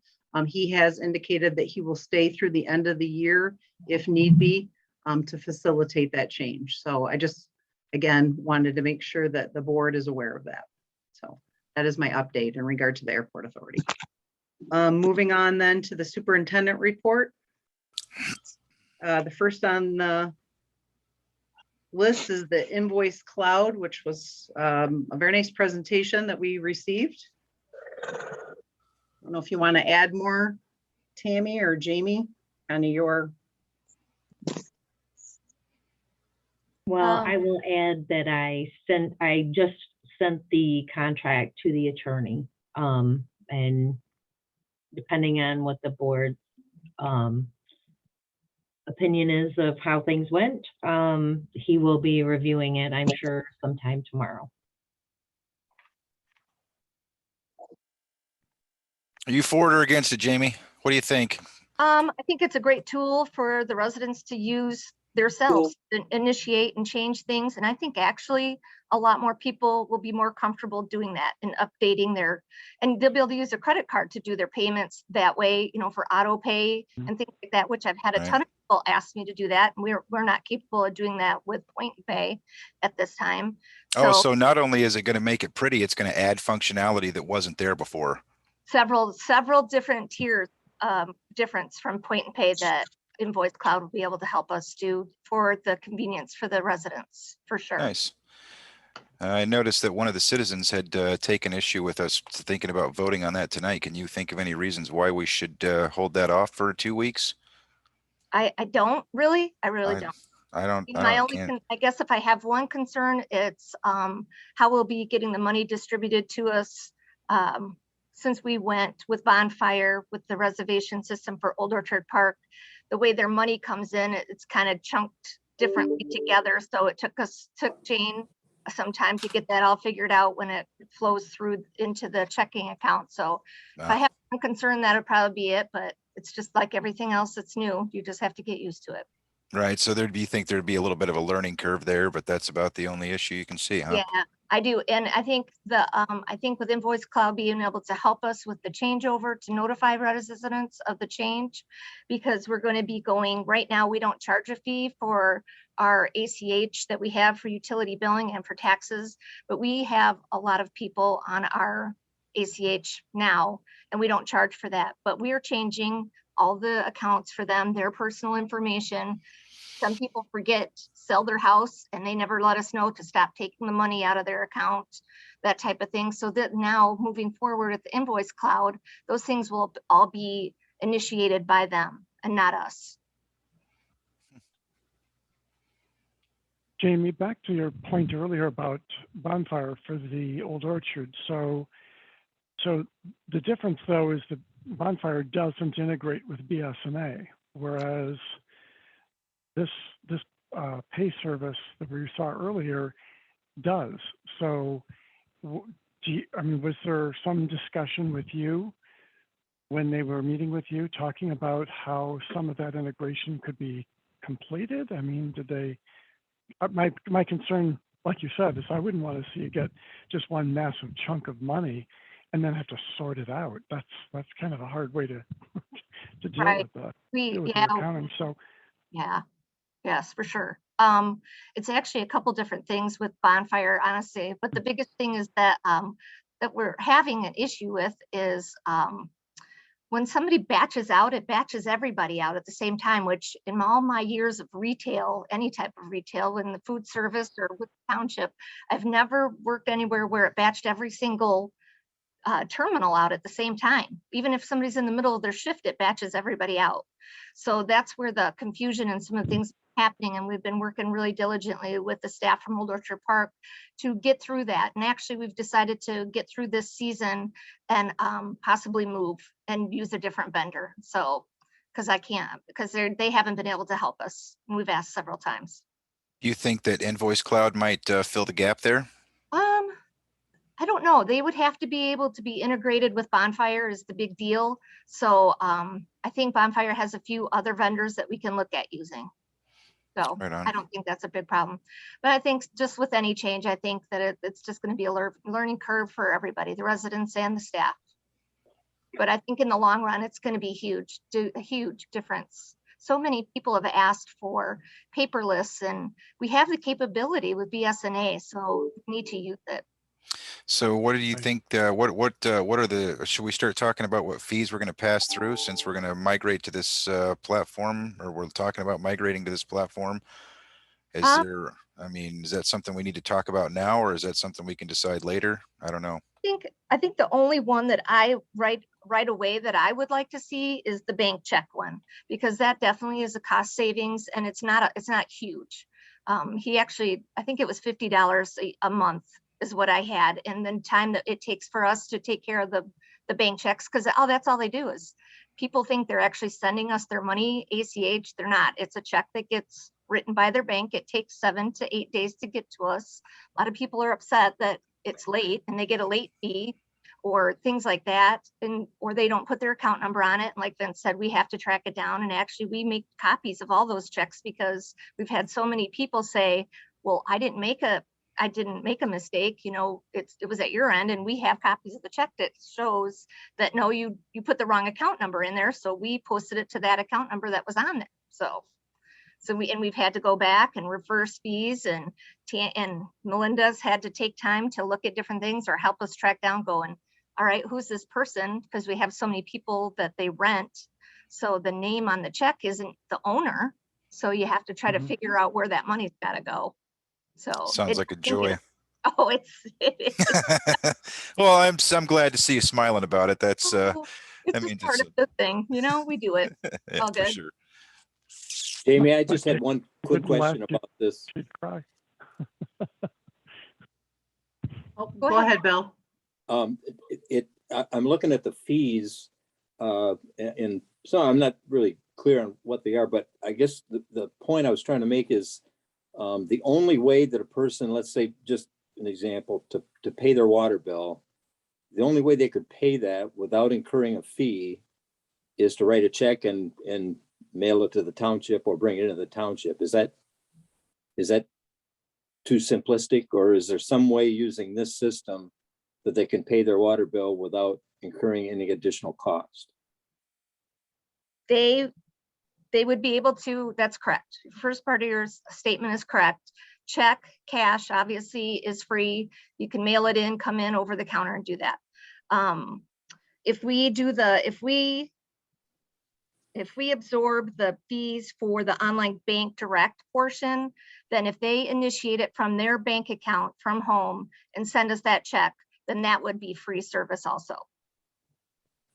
Otherwise, it would be just like it is now, that with Point and Pay, if you use the IVR system, there's a fee incurred. If you come in and use your credit card, there's a fee that's over the counter. There's a fee online if you use your credit or debit card.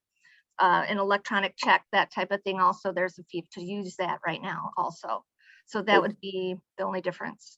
Okay, and I think he was saying if you like set up auto pay on an account and you use a credit card, pay that every month, would they still incur that credit card fee? Yes, they would. Yes, but I think it's a lower fee than what we are paying now with Point and Pay. And a lot of people have asked about being able to use a credit card to do that. Yeah, I don't remember what our fee is now. It seems to me it was kind of, I thought it was a little excessive to use a credit card, like to pay. I want to say it's like $3. if you're paying taxes with a credit card right now, it's 3%, so it can get be pricey. Yeah. So, but if you do an electronic check, it's a flat fee. And then with the water bill, it's tiered for like every $50, it's $1.50, and then and then up past that. Okay, all right, thanks. You're welcome. I'm all for automating this, and I know this was the first presentation. Jamie, I know you sent it out earlier for us to look at, but I can't see where 2 weeks is going to make a difference in my mind, so we can answer the questions and how money come in, and then we all get a chance to really look at the fees, have a discussion. So I guess in my mind, I'd like to have the attorney look at it, and then let's bring it up at the next board meeting. I think Tim Cummings tried to say something earlier too. Did you have anything to add, Tim? It's kind of muffled there. You know, yeah, no, it's all good. Yeah, it was, I was just commenting to make a kind of a joke that, you know, when we were saying that the issues that Jamie was going through, and I said, yeah, you were saying that she was laughing an awful lot, and I was like, yeah, she probably wouldn't, she'd laugh now, because if she didn't laugh, she'd cry at all the problems that all these checks and everything else are creating for her, which I can appreciate. It's like, Right. there's no magic. You can just, you know, The township magic board wand meeting. over it and make it all right. So what? Someone named Catherine doesn't have their mic muted. Oh, sorry, I missed that. I just let her in. If you come in, I missed her. Where'd she go? But I do want to talk about this 2 weeks idea. So Steve, are you saying to postpone the decision tonight until the attorney has reviewed it, or? Until the attorney reviews it, we can get a chance to, you know, Jamie can get a chance to discuss with them how the money comes in, how it's batched, how it has to be broken apart. And it gives us a little time to really understand the fees. That's my thinking. Yeah, I do have to say this, Jamie, I really like the variety of options, and I think that's going to help a lot of people. I know the version or the service that we have today is not, it doesn't have all of those bells and whistles, but, you know, it had some, and I think it's been helpful for folks, you know, Yes. but I think it's, this is definitely a major step forward, and I appreciate it. Thank you. Yes, Point and Pay was the first one that we went to when we initiated credit card payments. And so I think this is just a broader scope of all the things that are available. Probably one of the hugest things that I like about Invoice Cloud is that it's like Amazon. You can go there and you can put your water bill in there, you can put your taxes in there, and you can pay for everything all at the same time. And, you know, if you wanted to get a seasonal launch pass moving down the road, we can move those kind of things in there too. I don't want to do it all at the same time. I kind of would hope to be able to get taxes taken care of, make sure that's going smoothly, and then integrate utility billing and some other things in there and move along kind of like what we were doing. But I'm super excited for it. Okay. Well, I guess I'm kind of with Steve on this one in regard to, I think we got a great presentation. Now having that presented, I can understand the process a little bit more, seeing it. I guess my thought would be the same thing. We give us a little bit of time to have the attorney review the contract, make sure there's no glaring issues there. Amy can dive in more to the things that we want to start out of the gate with, and know what we're, you know, what we would be then recommending to be passed on as either we're going to absorb or pass on to the end users, and then come back in 2 weeks with kind of a recommendation, I guess, of where we want to go. And again, Mr. Friel's review of the contract. So is everybody good with that? And real quick, there are those details that I know you guys want to get into in terms of, yeah, it was a great presentation. That was his job to do that. But the main thing I look at right off the bat with a standard form, or what they could characterize as an adhesive contract like this, is termination. And so what the board should be paying attention to right off the bat is, and I have it pulled up right here, is item or section 6. And we have a 3-year term with auto renewals of successive 3-year terms. And then the ability to terminate by notifying in the event of a material breach, with 30 days notice. So basically, so the board's thinking about this in the right pragmatic context. You'd be looking at a 3-year term out of the chute. and again, I'm looking at this as we're talking, trying to expedite the whole process. Right, which I think we're pretty much not gonna act on it tonight, so you've got time to dive through it and come back to us with some Yeah, recommendations. but think about that though. I mean, it's a Okay. 3-year term and with potential successive 3-year terms, 90-day termination, you know, we have to think about it that way. Otherwise, you're right. It's all about, you know, what little, you know, ticks and tacks are built in that we'd have to look out for. Okay. Just so you know.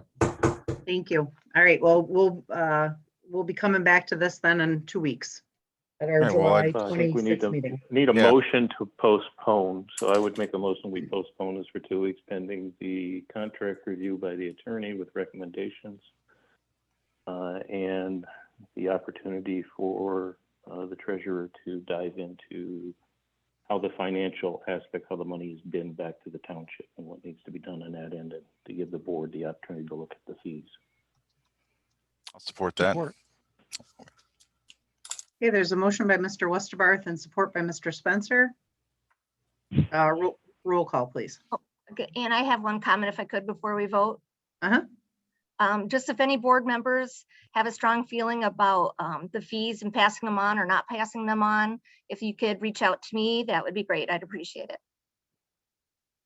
Okay. Then roll call, please. Mr. Palmer, Yes. Mr. Westerbarth, Yes. Ms. McGuire, Yes. Mr. Cummings, Yes. Mr. Sutton, yes, Mr. Spencer, Yes. Ms. Richards, Yes, motion carried. Next on is the IT rate revised contract. Tammy? Okay, your packet contains a revised version of the professional services contract created by IT Right.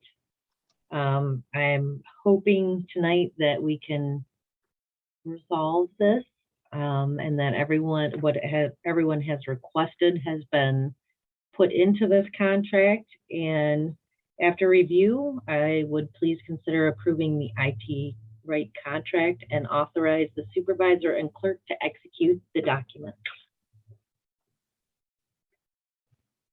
Okay, well, Jeremy and Tim, I believe you were the game She's throwing the hot masters potato on at us this, again. so. Yep, I'm passing it. It's a hot potato. It looks like the same contract they've been giving us over and over again with absolutely zero changes or zero additions. They just basically took what we said and said, that's great, threw it in the trash and said, here's the contract, take it or leave it. That's what it feels like to me. There are a couple of changes, but they are definitely small. Yeah, but I think basically what you're saying is true. There's a statement at the very end of the contract that does acknowledge that effectively giving the opportunity to supervisor, superintendent to make a decision about after-hour support for the township and police, and to the Old Orchard Park manager or director for let's say a need where we have support needed at the park, something that's affecting them directly. And that was a request I suggested because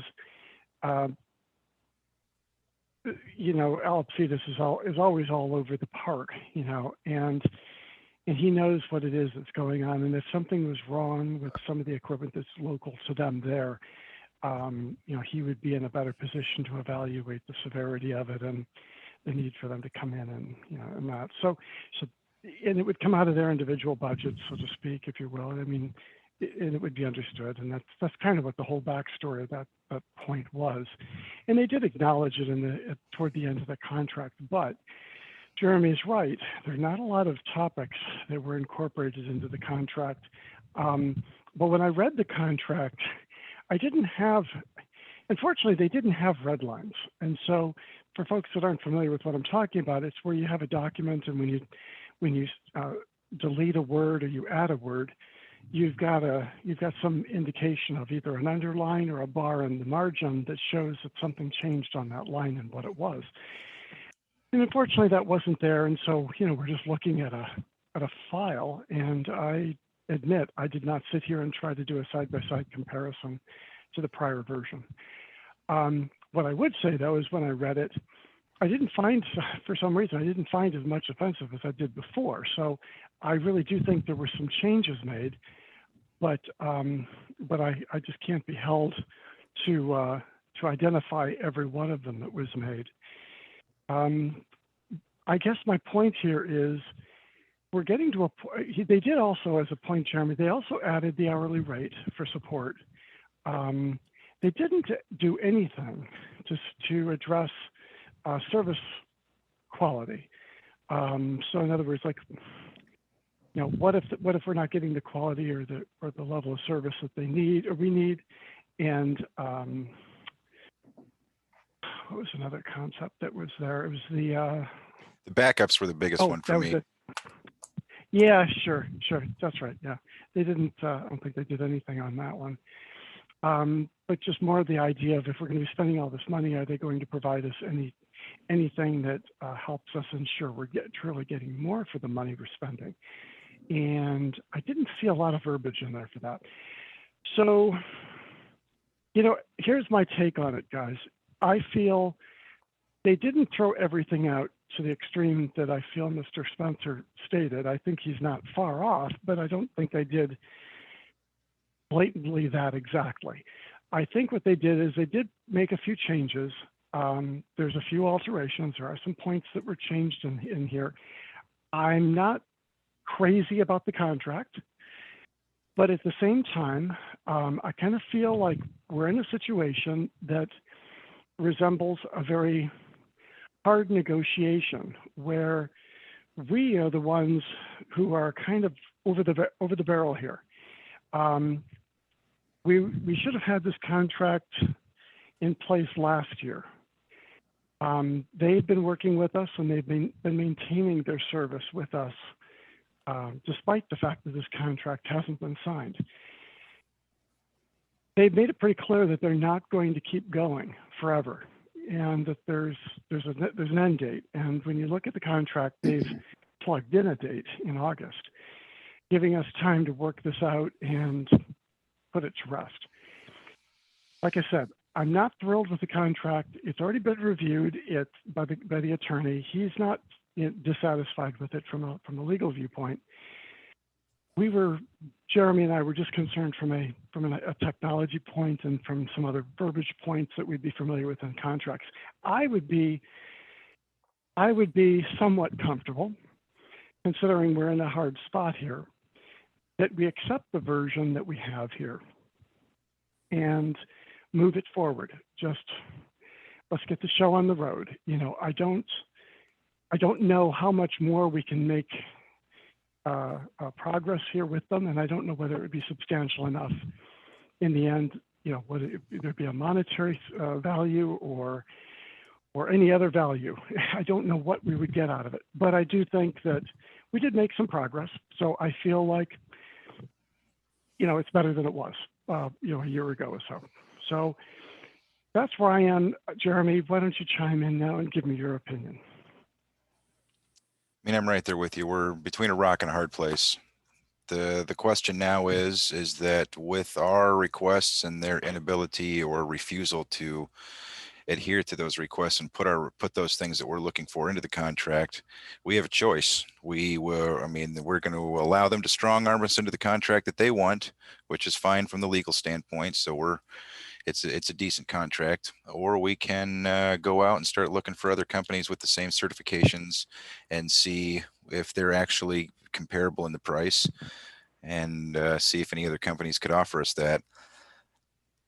Kind of leaning towards what the amount of work that's going to be involved in going out and digging up some other companies that have those certifications and provide these services is probably going to be an arduous one, because I don't think that there's a whole slew of them out there.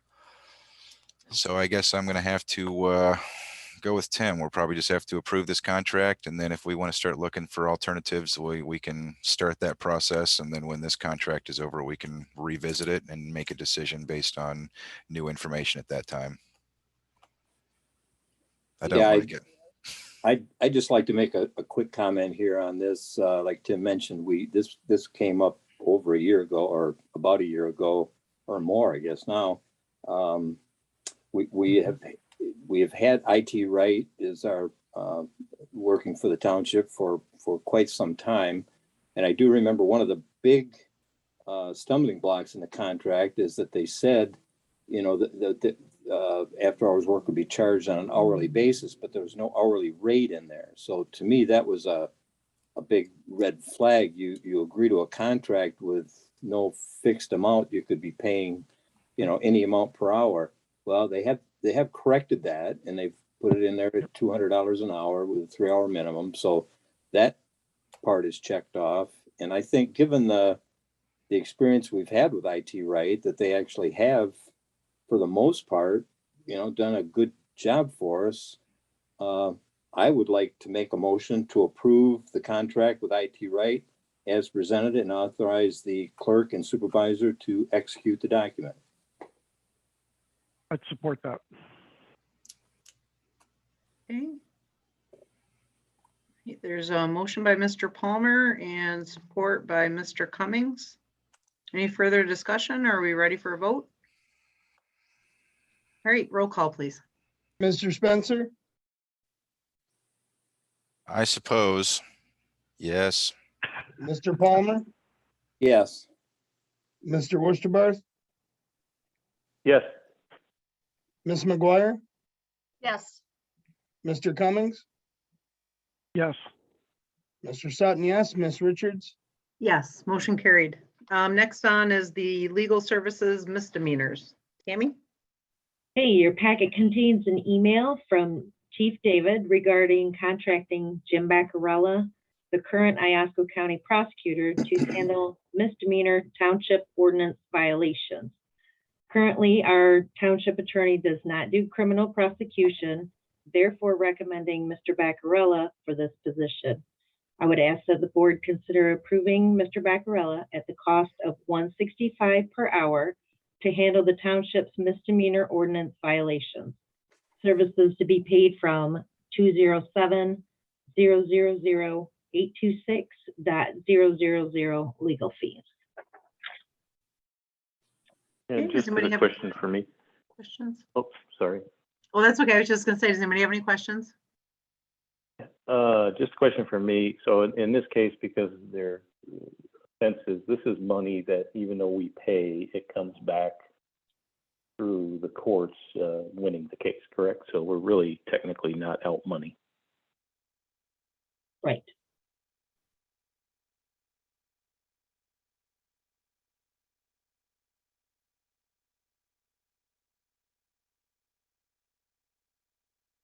Okay, any other questions?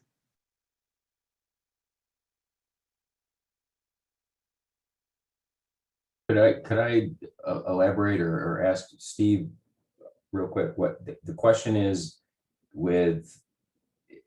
because these are criminal misdemeanors, whether or not because we might recoup fines and penalties that we're not out anything in terms of what Jim would be paid? I guess we're not, just to clarify, Tim, we're not out any money should we win the case, correct? Because that money would be charged to the offender. The way I see it is like when I first came on, I made clear, I said, I don't do criminal. And I didn't know that the township actually had any criminal misdemeanor, like misdemeanor citations left on its books. You know, most municipalities that go civil infraction, they are civil infraction, except for the motor vehicle code. Let's say there's a DUI and they opt into the motor vehicle code that allows us to prosecute locally and recoup those fines and penalties. I think those will probably be most of them, but even since I've been on board, there have been a couple of instances where Mark wanted to charge misdemeanors. I'm like, whoa, you know, I don't know if we can. I thought we converted, but either way, I think the thing that the board needs to conceptualize this as is like, it's kind of like an extension of me. If there is something where we're going to actually charge a misdemeanor as opposed to a civil infraction, you know, that's what a prosecutor is for. And Jim Baccarella has agreed to just basically operate as an extension of the agreement you guys already have with me, if and when it comes to that. And I believe, talking with Tammy and Jim, I think the estimate is like, you know, there's like at most 10 a year that go this route. But there isn't any guarantee. I just want to be clear. I don't think there's any guarantee that anything's going to be recouped. It's just a matter of, who's going to handle those types of prosecutions to the extent that the township code enforcement officer chooses to charge them as misdemeanors. Either way, because we go for cost recovery with civil ones too. As best we can and getting creative as possible. It's not really a difference that way. It's just a matter of who is best equipped to handle these particular types of things. So that's where I'm with Tammy on that. It's like, yeah, that's definitely, and Jim's on board too. Let's have him handle those. That's what he does all day long. It's criminal prosecution. So just to make sure that that's clear. Oh, that's understood. It also enforces the ordinance. I guess I move to approve Mr. Baccarella at the cost of $165 an hour to handle the township's misdemeanor ordinance violations. Services to be paid from account number 207-000-826.000 legal fees. Support. There's a motion by Mr. Spencer and support by Mr. Sutton. Roll call, please. Ms. McGuire, Yes. Mr. Wusterbuff, Yes. Mr. Palmer, Yes. Mr. Sutton, yes, Mr. Spencer, Yes. Mr. Cummings, Yes. Ms. Richards, Yes, motion carried. Next on, actually, it was pointed out. Sorry, I just got a leg cramp. Oof. Whoa, sorry. Yikes. It was pointed out by Mr. Palmer that we have a numbering issue. So technically, this one should be resolution number 2021-21, correct? yes. Yes. Yep, sorry about that. Oh, it's to authorize issuance of capital improvement bonds, and we actually have Rick on the line if he is still around. I'm here. We thought this was going to be a fast one. Ha, fooled you. So Rick is on the line to answer any or I guess give a little narrative on resolution number 2021-21. Yeah, this Just is as a point of similar order, to. Just Oh, as go a ahead. point of order, I think we added under 4. Oh, where did we add rock? We put it under other, so we haven't got to it Okay, yet. thank you. You're welcome. Thank you. Okay, this is similar to the bond resolution that the board passed back in May for the drinking water revolving fund, the project that we're getting ready to start up in the field within the next week or so. This was for the CW, the SRF, the sewer project. This was delayed because the bids came in higher than what was initially anticipated by Eagle. So we had to revise the bond amount and therefore delay this process until now. With tonight's action on this bond resolution, later in the agenda, the recommendation to award the contract to RCL. This will put into motion a closing on this project with Eagle in the first week or two of August, which will then be a notice to proceed to the contractor and get the sewer project underway about 2 months later than what we originally anticipated. But realistically, this project was going to go through the end of 2022 anyway. So we shouldn't be all that far behind schedule, and we can move this thing along. And this one is the one that the township will receive about $1.4 million in principal forgiveness. Okay, are there any questions for Rick on this resolution? You recite it verbatim without looking? I No. I paraphrased. No, I was trying to read through it, and holy mackerel, Andy, it takes It's a long one. Yes. Yeah, it's like I said, it's basically identical to the language that was passed back in May for the water. The only thing is that this is for the sewer project. Well, I would move that we adopt resolution 2021-21, authorize issuance of capital improvement bonds for the Charter Township of Oscoda to implement authorize issuance of a capital improvement bond for CWSRF sewer project. Okay. Support. There's a motion by Mr. Spencer and support by Mr. Palmer for resolution 2021-21. Roll call, please. Mr. Palmer, Yes. Mr. Sutton, yes. Mr. Wursterbarth, Yes. Ms. McGuire, Yes. Mr. Spencer, Yes. Mr. Cummings, Yes. Ms. Richards, Yes, motion carried. Oh, one quick thing, Mr. Sutton, we just need your signature on pages 17 and 18 at this time. If you can get those signed originally, and we need four original copies, and just leave them with Tammy, and the next time I'm up there, I'll pick them up. So, I will get those done for you, sir. thank Page you. 17 and 18, four Pages- originals. Yes, page 17 and 18, and just four originals of those two pages, and then we'll assemble the documents once I pick them up. Okay. Thanks. Thank you. Okay, next on, we have resolution number 2021 we're changing it to 22, truth and taxation public hearing. I believe that Nancy is on the line. Possibly. Can you hear me? I sure Yes. can. All right. Yep, I am here.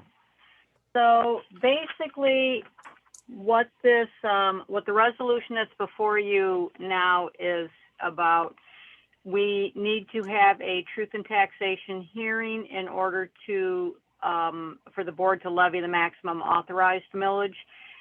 So I'm asking you to adopt a resolution to establish having that truth and taxation hearing at the next board meeting.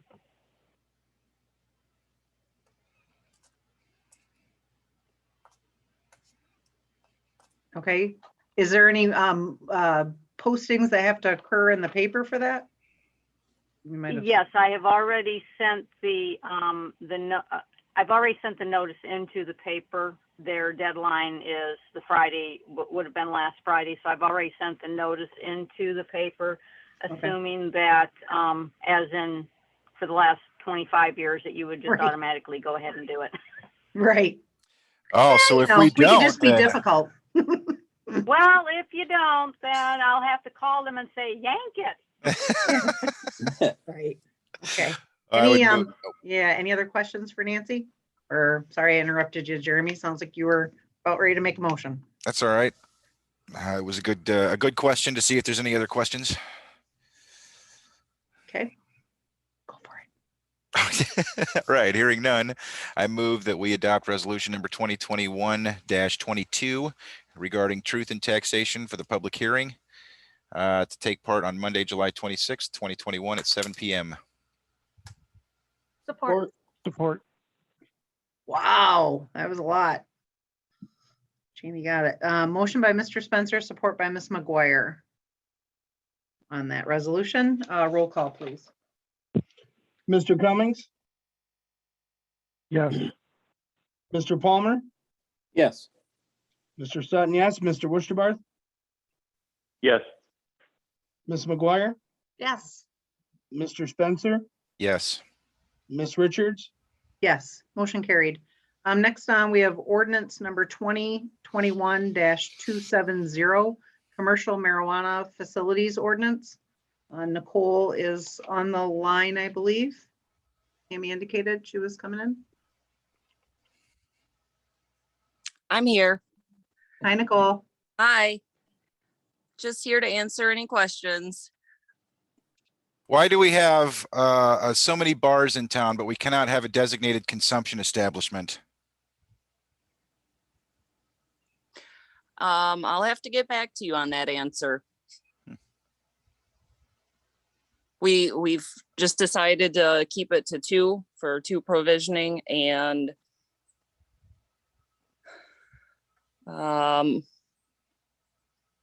we're just, That was a I'll get back to recommendation you. from the planning commission. Thank you, Right. Bill.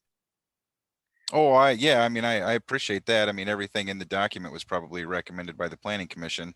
I'm just asking why we're not, why we're not going to have a designated consumption establishment. I mean, we can run down to the Edelweiss and have a beer, or many of the local drinking establishments.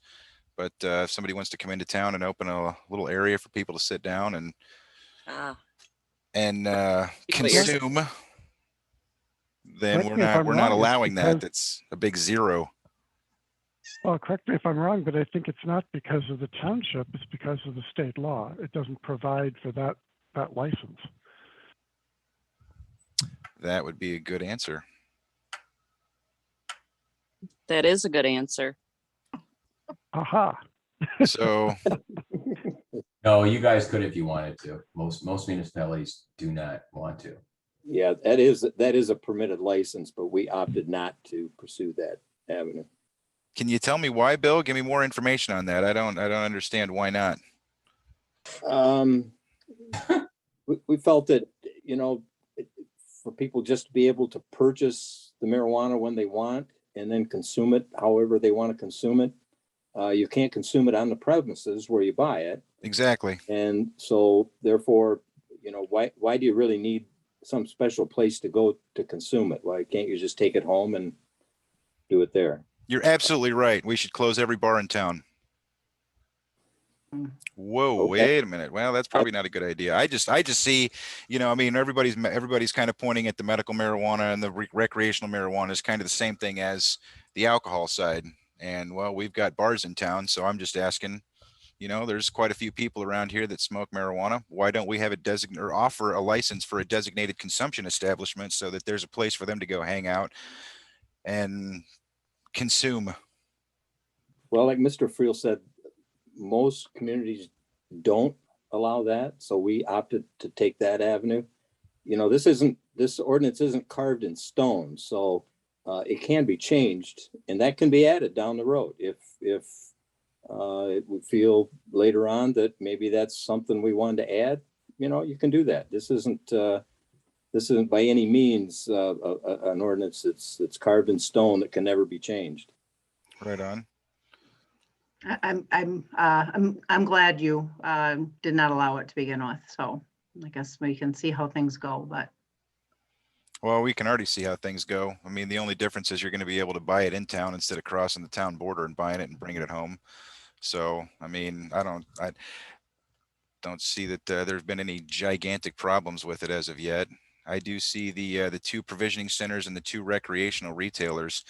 Are those 2 licenses going for the recreation? Are they going to be separate from the medical facilities? And are we even going to really should we even really address medical facilities? From what I understand, the licensing for medical marijuana users in the county has dropped like 90% since recreational became law. So if nobody's going to open a medical facility, do we really even need that in the ordinance at this time? Well, up until just recently, the state was only giving the recreational licenses to those who already had the medical marijuana license, because the process of getting the medical marijuana license required a good deal of paperwork and investigation and so on and so forth. And so once that's done, then permitting the license for the recreational is just signing some papers. It's a pretty simple process. So up until just recently, the only licenses for recreational that were being given out were to those licensees that already had the medical marijuana license. Now that has been changed recently to where someone can go in and apply for a recreational license. However, now they have to go through all the qualification process that the medical marijuana license people went through when they were doing theirs. But sure. There really is no point to trying to acquire a medical marijuana license now, because most everybody is giving up their medical marijuana cards when they can just Right. go and purchase the product. So So yeah. basically, we're just kind of writing the ordinance as an interim until the state settles on what they're going to do. And to that end, it says that we're going to have 2 provisioning centers in the ordinance, right? Or is that at? So it's got Yeah. 2 provisioning centers and 2 recreational retailers. Are those going to be? Is that 4 licenses total, where there's going to be 2 medical and 2 recreational? No. Well, it could be, but I believe that the 2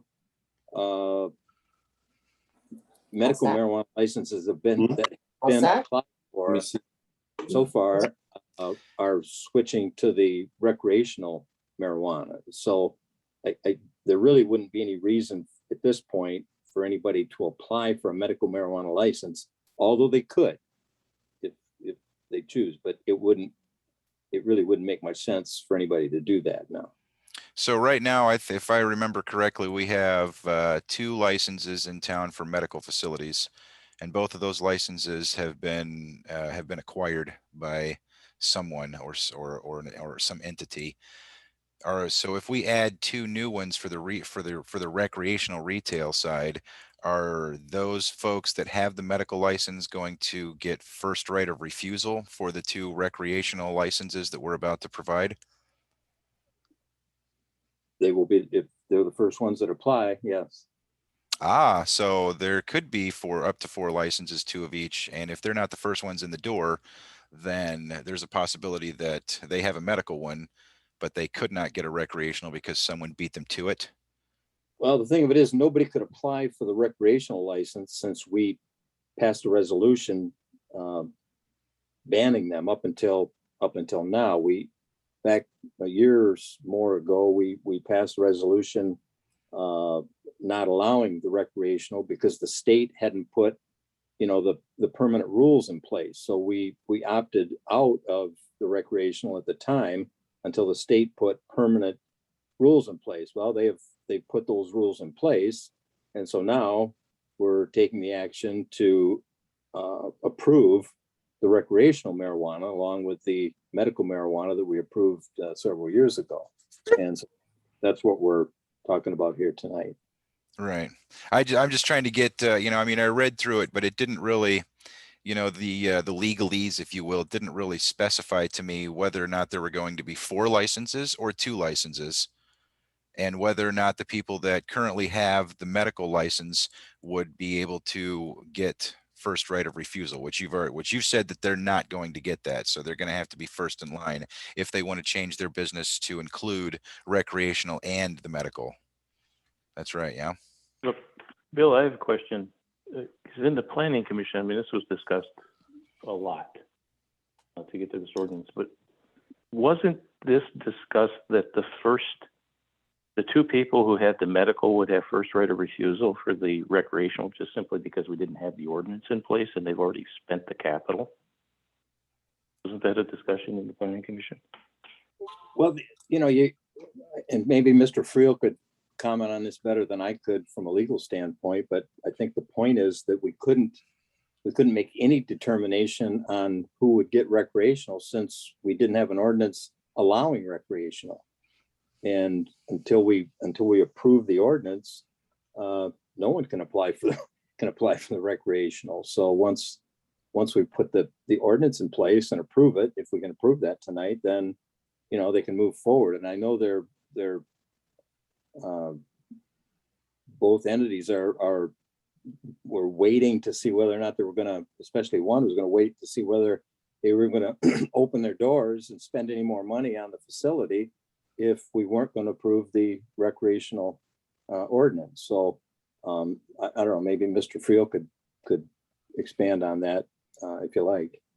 Yeah, when I came in on this one, we had already had, or we're in the midst of our go around in Baldwin Township, and the planning commission here in Oscoda borrowed significantly on what we had developed, in that hubris, if you will, of the litigation. Now, in terms of what going to Jeremy's questions, which I think are awesome, and they're awesome policy questions, really, ultimately for the board to grapple with, and there's no right or wrong answer. But I couldn't agree more with the ethos of what you're saying. It's like, all right, you got all these bars out there. What about, why can't you have a puff joint? Well, whatever. That's for you guys. It's political. But I didn't know at the time that I was doing the drafting or the redrafting on what was in place. If there were provisioners under the prior legislation, you have your, going back to the mid 2000s, you have your Medical Marijuana Act, then you have the one that came around in the Facilities Act for, growers and provisioners, and then you had the new one in 2018 with the Rec Act, the adult rec. I didn't know, it wasn't an issue to me. Where the fuck were you on? Whoa. Time out. I'm trying to find who's muted. Okay. I got that person muted. Sorry, no idea. Sorry. Hey. Comes in quick. So I gotta anyway, let him in. Sorry. Yeah, whatever. Did good. I didn't know, where, who was in terms of, and not that it mattered, in terms of who were provisioners looking to get rec permits and all that, but it's a different analysis. It's for the municipality. Ultimately, you as a board, on the recommendation of the planning commission, have to go through this hearing process to decide, how many provisioners are you going to have, how many growers are you going to have of these different classes, and then how many, rec adult permit facilities you're going to have. There isn't anything that I know, and maybe Bill, I hate to ping pong it back to Bill, but I didn't know that there was anybody in particular that we were looking at relative to the rec permits that were already based on existing provisioning permits. It didn't seem to be an issue. Bill's absolutely right. This is kind of an organic thing. You guys can amend this at any point. And also going to some of the points that Jeremy raises, you can amend it to say, okay, let's go from 2 over here to 4 over there, and from 6 over here to 2 over there. But the other thing that comes into play that I don't know if it's been presented to you guys yet is with regard to the adult rec, and what we've been grappling with down in Baldwin Township, is that if there are a limited number of spots and there are competing applicants, then we have to get into this competitive criteria. And I don't know if you guys have had anything put in front of you on that. That is something that I put into the ordinance, or I suggest, well, the draft that's in front of you. That's something you guys at the board level can decide and approve, so it doesn't have to go through an ordinance amendment process every time. But the competitive criteria for adult rec is very controversial, and it's being litigated every day as we speak. And we just don't know. So if you have a limited number of spots, something to keep in mind for you guys on the board. If you have a limited number of spots and you have multiple applicants for those, you have as many or more applicants for the spots, then you have to then apply these competitive criteria. That's my biggest concern in any scenario that you guys as a board are looking at, is then we have to have this competitive criteria where the state just says you got to do it, but it doesn't give us any guidance.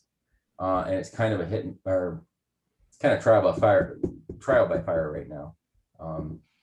But otherwise, it's a matter of policy. It's just what you guys want right now in terms of how many of these, how many of these, how many of these. So you're saying that right now, if we approve this ordinance with only 2 licenses, that if 5 people apply, 2 of them being locals, 2 of them being, in the state, and 1 of them being out of state, now we have to come up with criteria. Yes. The one upon which we're going to judge them. Yep. It's not a first come first serve basis where person number 1 gets to say, we look over their application and say yes or no, and then move on to the next if it's a no. They all have to be considered. Yep. I didn't Zoom, I guess I didn't attend every planning commission meeting that this was discussed, but I guess I am under the same assumption that Steve mentioned, and that's that both medical marijuana people that hold the license were very vocal in regard to wanting to move forward with the recreational, and expressed that interest on numerous times. And I guess thought that there was discussion that led me to believe that those were the 2 that we would be looking at based on the investment they've already done in the community. So that was my, I guess. That doesn't appear to be the case. But if it's not in the resolution, I mean, if it's not in the ordinance, you're indicating now that we can put it in the ordinance. Yeah, Or no, because it's already been reviewed by. you guys can do whatever you want right now. I mean, there are two different issues. One is, what does the ordinance say? What's your legislation say in terms of how many of this type of facility are we going to allow versus this type of facility versus that type of facility? That's what's in front of you right now. Now, the particular case scenario that you're describing is there are these provisioners existing that were, that are hell bent to also become rec dealers. It's a whole different issue because, if you guys say there's only going to be, no matter what, there's only going to be 2 provisioners and then there's going to be only 2 recs.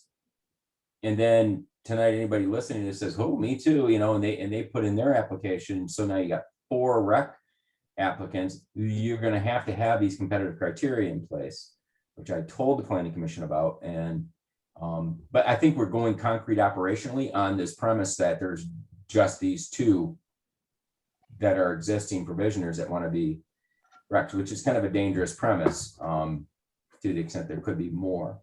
So the way to look at it is from a board standpoint. Right now, you're looking at a proposed ordinance and a recommendation from the planning commission pursuant to the Zoning Enabling Act that you adopted. But you guys are absolutely free to say, you know what? No, we agree with everything they say, except we want to allow 4 provisioners, or we want to allow 4 recs, but everything else is the same. You have the ability to do that. You have the ability to entertain what Jeremy was saying in terms of like use facilities. And get into where they can, public puff parks, and stuff like that, that there are some issues in municipalities over, but I'm not trying to redo what the planning commission, I'm not trying to go against what the planning commission is recommending. I'm just, I guess I did not attend every planning commission meeting where this was talked about, but I think we even talked about it at a township board level. I'm sorry, I'm getting maybe meetings confused, but I thought that the first part of refusal, I guess, or whatever, would be to the medical facilities that are currently in the community. that was brought up as part of the original language of what I suggested from Baldwin to Oscoda. And then there was somebody who was involved in the dialogue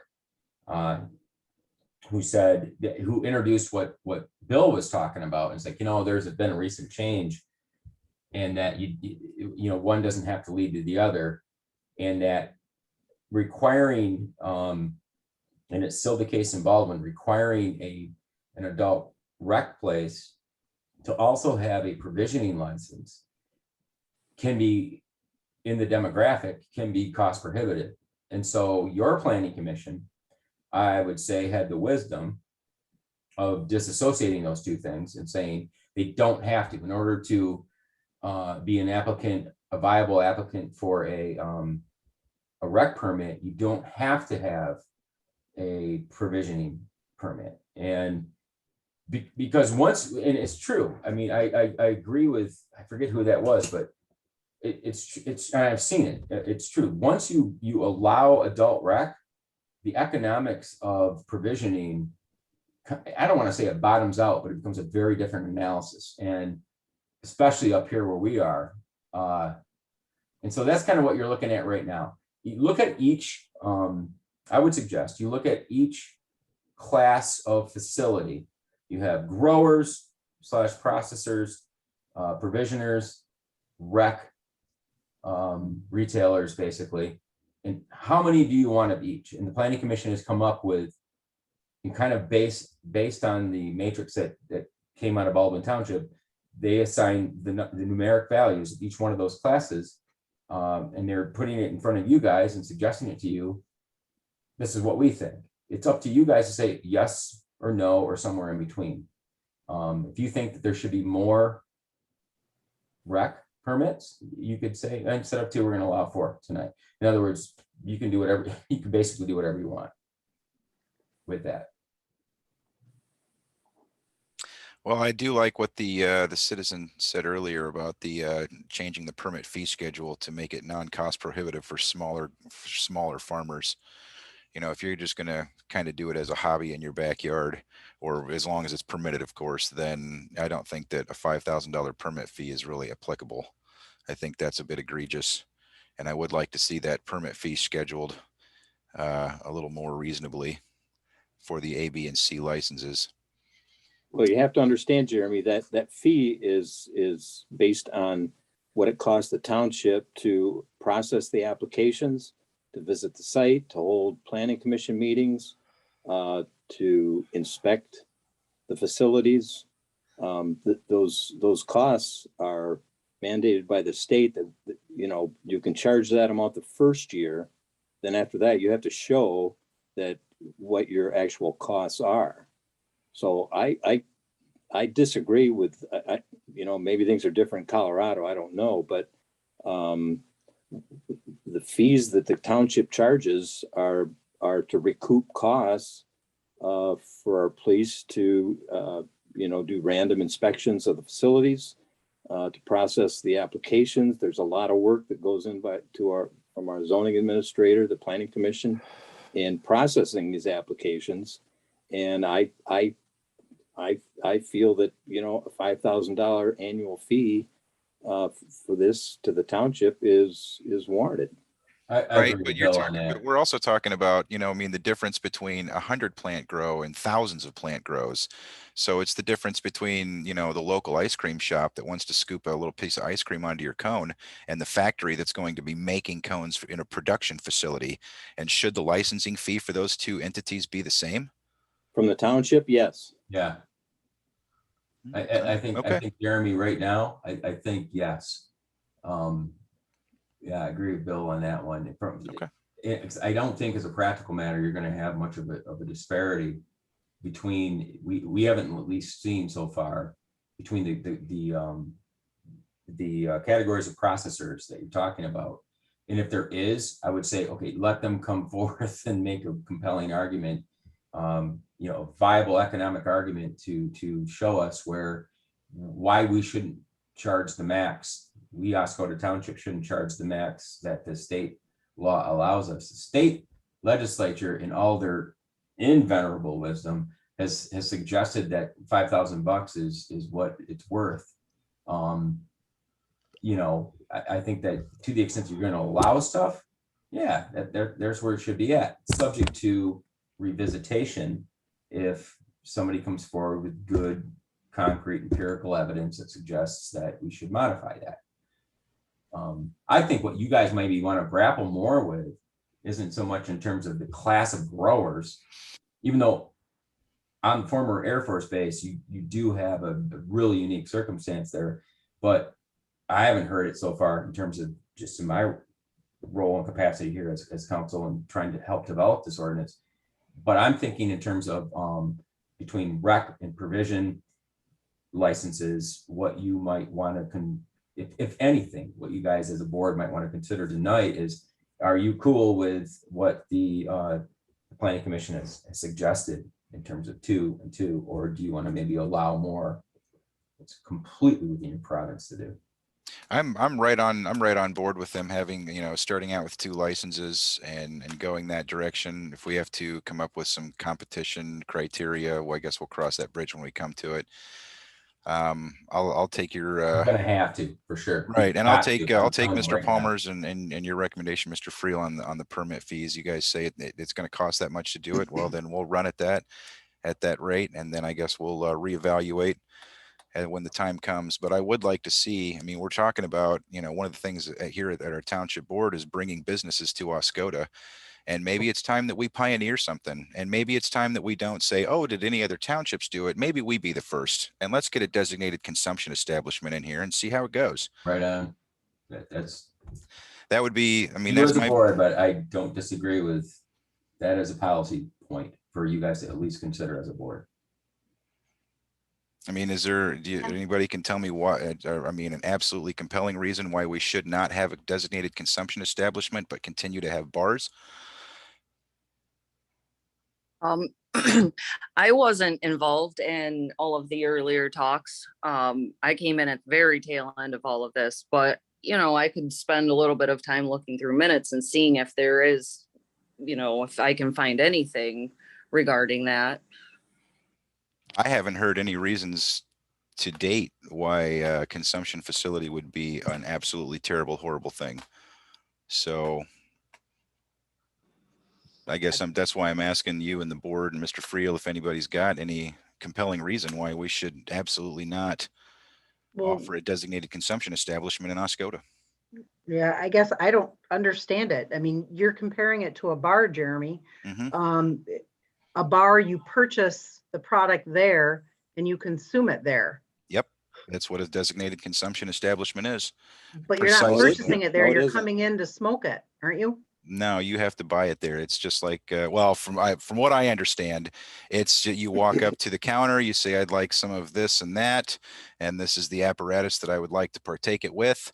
And then they set you up, you pay your fee to rent the area or whatever it is you're going to do. And then you sit down and watch TV or melt into the couch or whatever it is you're going to do. But it's no different than going out and having a couple vodka tonics and a 12-pack of beer at the bar. I mean, I don't believe you can purchase the product at that facility. So you'd have to bring it in with you? I believe so. Yeah. I mean, I guess at this point in time, the planning commission did not want to look at doing this right now. As Mr. Friel's indicated, we can make a change down the road, but I guess I would rather not be the pioneer. Like to pioneer another concept besides this one. Personally, but that's just my 2 cents. I understand that. I mean, that's Yeah. common consensus with the not in my backyard, but that's what's holding up the whole town from moving forward on a lot of different issues. But but for what it's worth, I mean, right now you have proposed ordinance in front of you. What I would suggest is that I love the fact that you guys are even talking about this, consumption facilities, and that's more personal and philosophical than anything. But right now you have an ordinance that's been hammered out by your planning commission and put in front of you with a recommendation for approval. I would suggest, and it's just a suggestion, there's no legal boundary to this, but that you consider and before you say that, can I ask you a question? Well, hold on. And before we get your suggestion, what I'm suggesting is pretty loose, and that is that you simply consider the ordinance that's been put in front of you, which has these variables that we've discussed. And if you want to change anything at all, then look at the numbers of those facilities that have been addressed. Then if you want to get into anything more like, on-site consumption and stuff like that, handle that separately, maybe, send that back to the planning or ask the planning commission to get into that so we don't muck up, what we're talking about right now. So sorry, Steve, go ahead. okay, no, that's fine. I appreciate that suggestion. I'm with Jeremy. I'm with good. I want to limit these. It's just not something I agree with, but it's state law. It's state law. So the voters have spoken. I get that. But we also have 50% of the voters that don't want this at all. However, I don't think it's fair that people came in and spent a lot of capital in this town and they don't get first right of consideration. So if we pass this tonight, because if we make a change, we can't pass it. If we pass this, we can come back, next meeting, whenever, and come up with a point system where, i.e., let's say somebody who has a valid medical state license from the state of Michigan would get 50% of the points to obtain one of these permits. That's something we could do relatively soon if we needed to do, correct? And still pass this to get it moving. Competitive criteria you need imminently. You need now. But can we pass that with it, or does it have to go back for publication and back to the county? The ordinance in front of you it suggests that the actual competitive criteria will be something separately adopted by the board by resolution.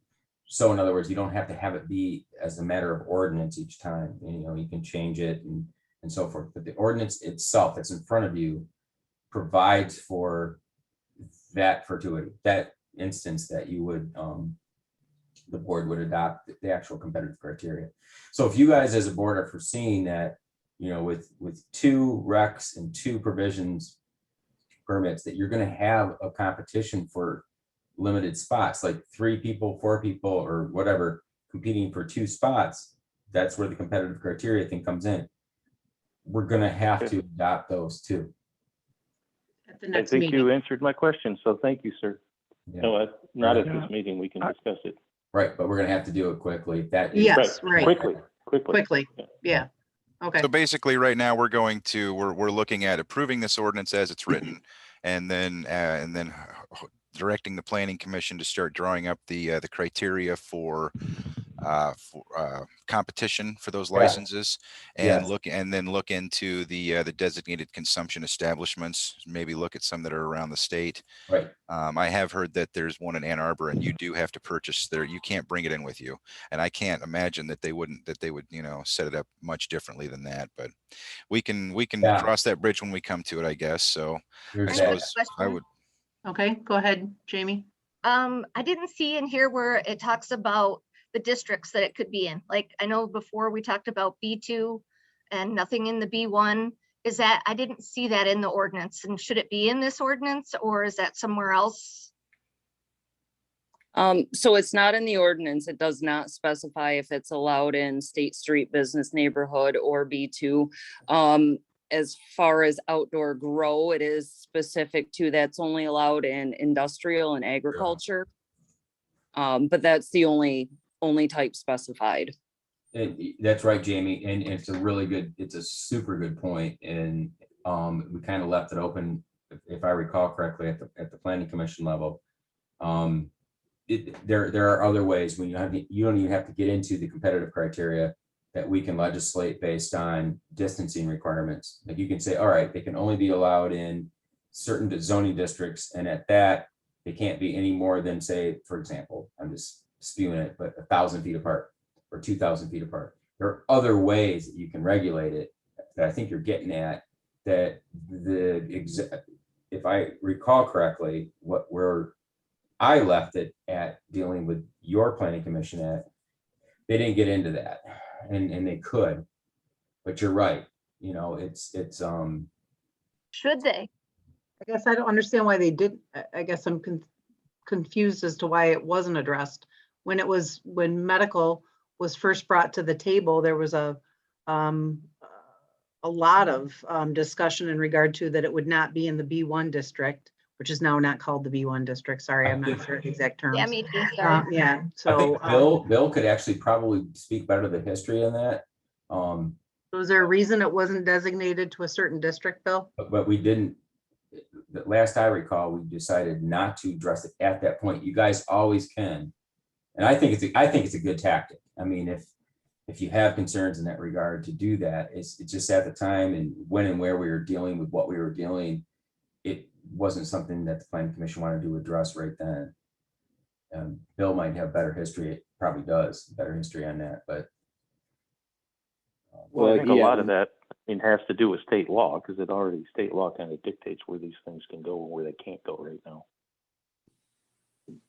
Yeah, that's what kind of district next to schools, churches, that kind of stuff. There's so many. That goes back to that's different. That's that goes back to the last act, 2016. But now, we still have the ability to legislate those, just like with billboards. Think about it with billboards. Same thing.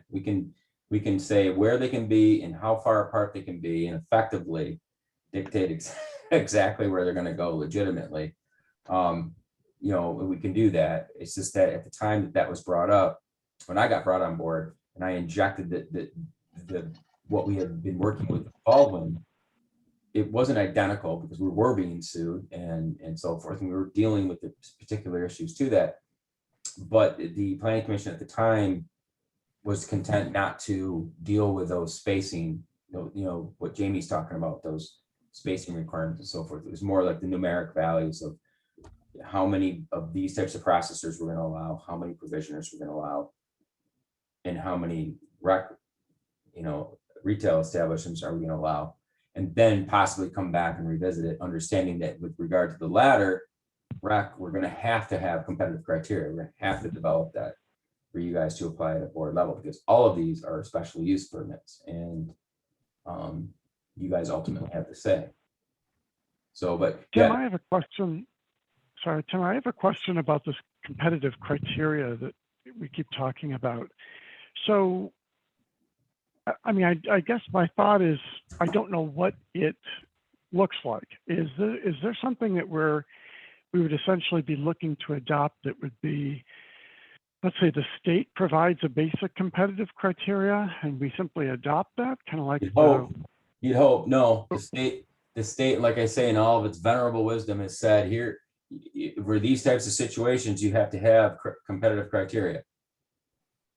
So then my question is, do we get into trouble with how we define it? Yes. And therefore get into some kind of I mean, my thoughts literally come down to lawsuits over discrimination Yes. and things of this nature. Oh, totally. Because we're a government entity. So how do we avoid and maintain some kind of an equality, I guess, even though we're attempting to distinguish? That's exactly what other municipalities are ahead of you on in terms of being sued over. Baldwin being one of them, right? Your neighbor, right to the south. So, and we've dealt with that, and we dug into a lot of the developing law on point. And you're right. It's like, you know, if you have a situation where you have 2 spots and 4 competitors, where it's like the city of Detroit, it had a really elaborate tiered scoring system down there, and my God, they got sued in the federal district court on multiple counts, and it was upheld. I mean, it was a preliminary injunction was issued recently to enjoin the enforcement of the Detroit ordinance because their competitive criteria was insufficient. It's been going on in Warren and Livonia, and we've been trying to take that as we go and in Baldwin and mold, hoping that there won't be a situation where we have to apply it.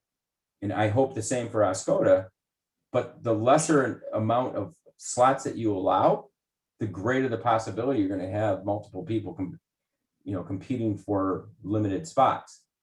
So, Tim, to go to your question, there isn't an answer yet. There is no solidified case law that says what's legit, because the statute that requires us to promulgate these criteria doesn't give us any guidance.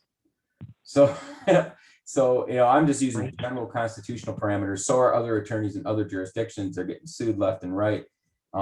It's one of the reasons why, as a practical matter, you consider allowing more spots than for sure there are applicants.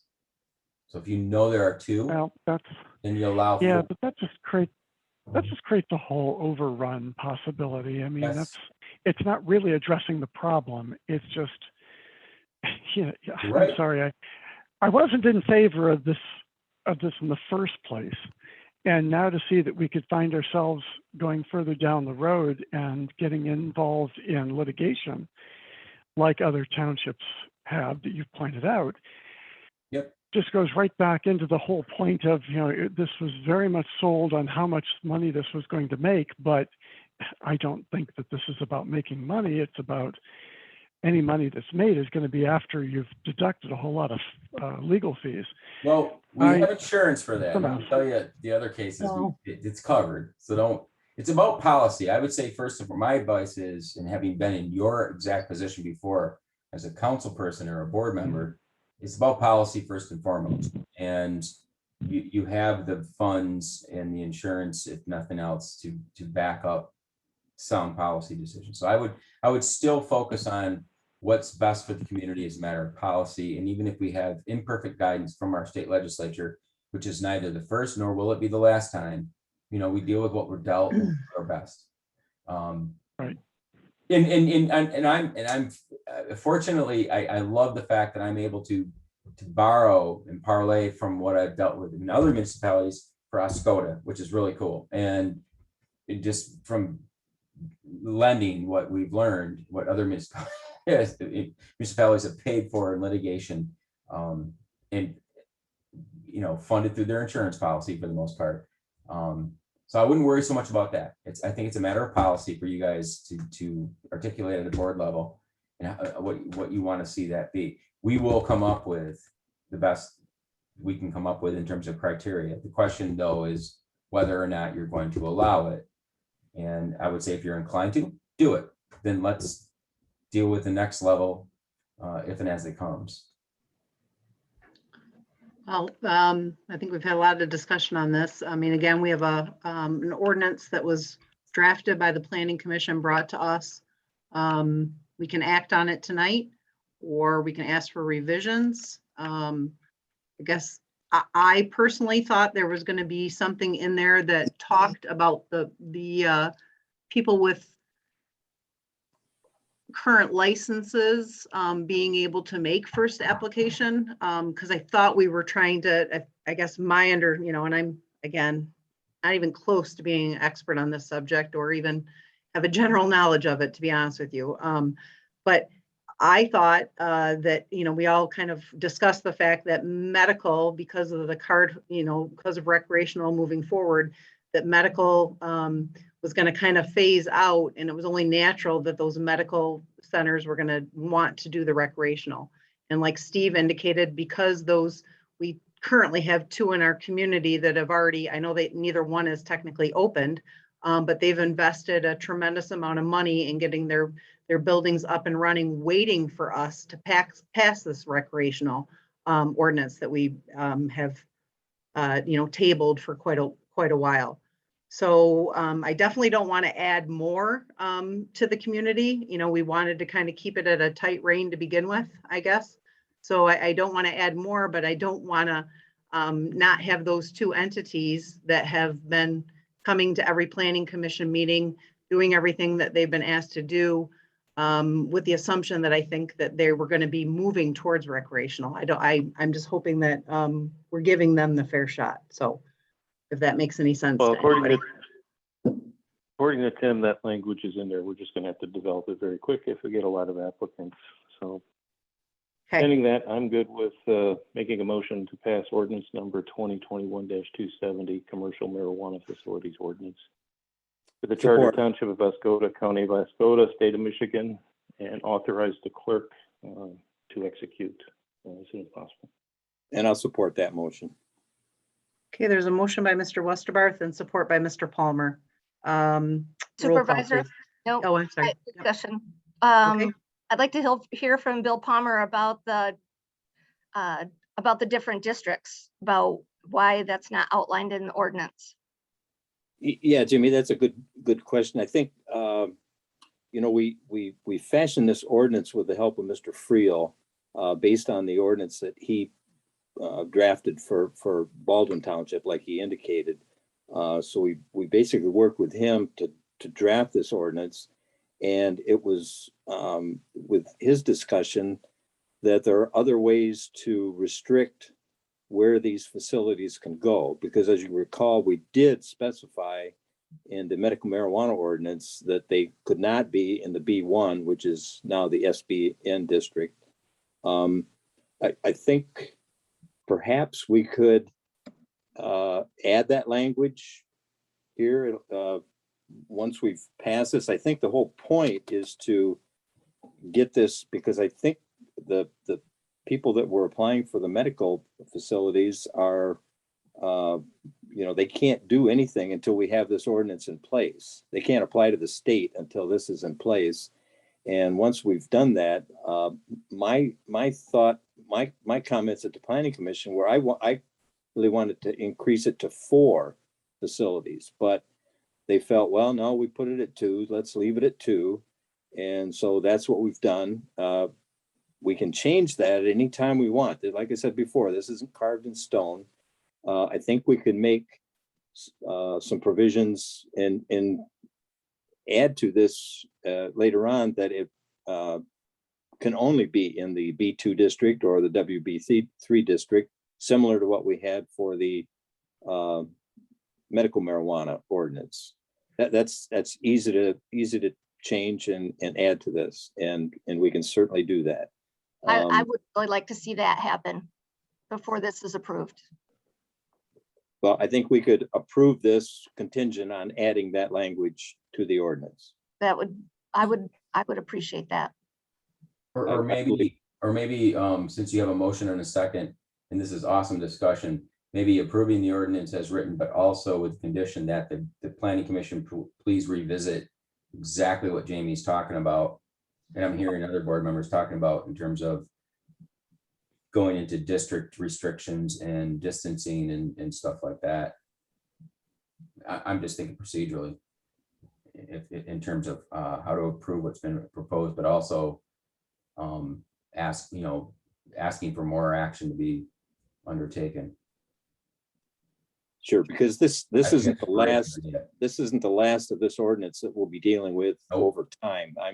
I'm quite confident that at some point in the future, we will probably be adding facilities to this going down the road. I don't think 2 is enough to get us out of the possible litigation process of having a tiered criteria system. I think the easiest thing to do would just be, to our ordinance, add more facilities that, if whatever the market will bear, that's what will determine, who wants to come in here. So it's easy enough to change the ordinance. That might be a better solution than trying to put in some sort of a grading system for, qualification and a ranking system for applicants. But We're going to have to do that though, no matter what. We have to have something as standby. And we can do that. But to Jamie's point, I think we can pass this resolution contingent on adding language that restricts it from the State Street Business District.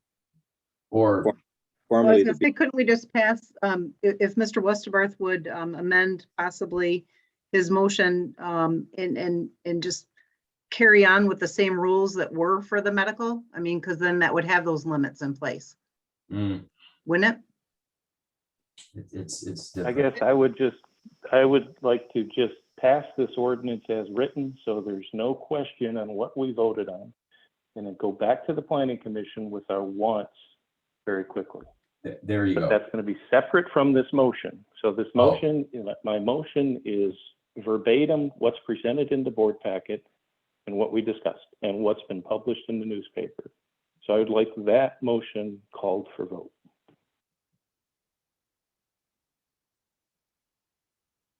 Okay, so the motion is by Mr. Westerbarth and support by Mr. Palmer.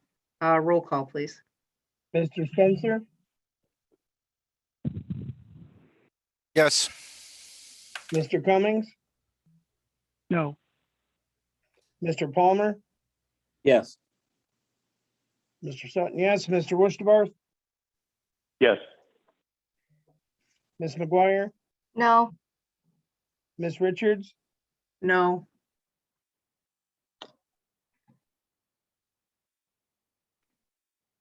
Did it pass? Yes. Motion passed. And just to be clear, the only reason I'm voting no is because I wanted which area we were allowing it in to begin with. And why don't you make a motion to then send that issue back to the planning commission? Okay, I'll make a motion that the planning commission immediately address the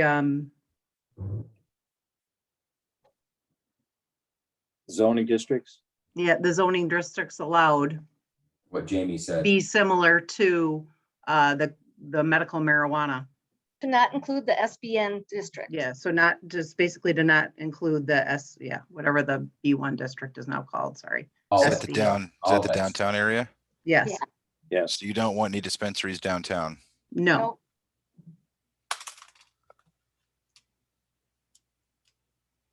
May I ask why?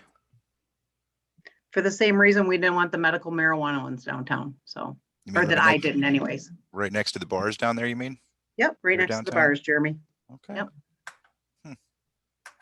But, okay. Is there a second on that so you guys can discuss it? I'll second it. And okay, cool. And I'm sorry, what is the correct term of the B1 district now, Bill? SSBN. SSBN, Yes. State Street Business Neighborhood? Yes. Oh, wow. Okay, I apologize for that, not That's knowing that. crazy. Okay, so there's a motion by Yeah. Miss, And And I guess, seeing you have that motion, would you amend it to include having the planning commission develop competitive criteria as well? Yes, I would amend that motion to do that. Yeah, thank you on that. Okay, there's a motion by Richard, support by McGuire. Does she still support that motion with the amendment? I was just gonna ask her that. Oh, sorry. In regard to not allowing in the SSBN district and then adding the competitive criteria development by the planning commission. Do you support that addition, Ms. McGuire? Sure. Okay. Roll call, please.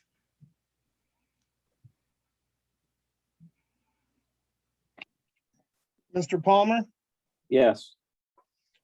Mr. Sutton, yes, Mr. Wurstabarth, Yes. Ms. McGuire, Yes. Mr. Spencer, Yes. Mr. Cummings, Yes. Ms. Richards, Yes, motion carried. Thank you. Okay, we now are at the 9:36. I know we've discussed this before about needing or not needing to extend, but I think until we decide, I need a motion to extend the meeting past 9:30 to complete. So moved. Support. Support. Okay, there's a motion by Mr. Spencer, support by Ms. McGuire to extend the meeting to completion. Roll call, please. Mr. Cummings, Yes. Mr. Palmer, Yes.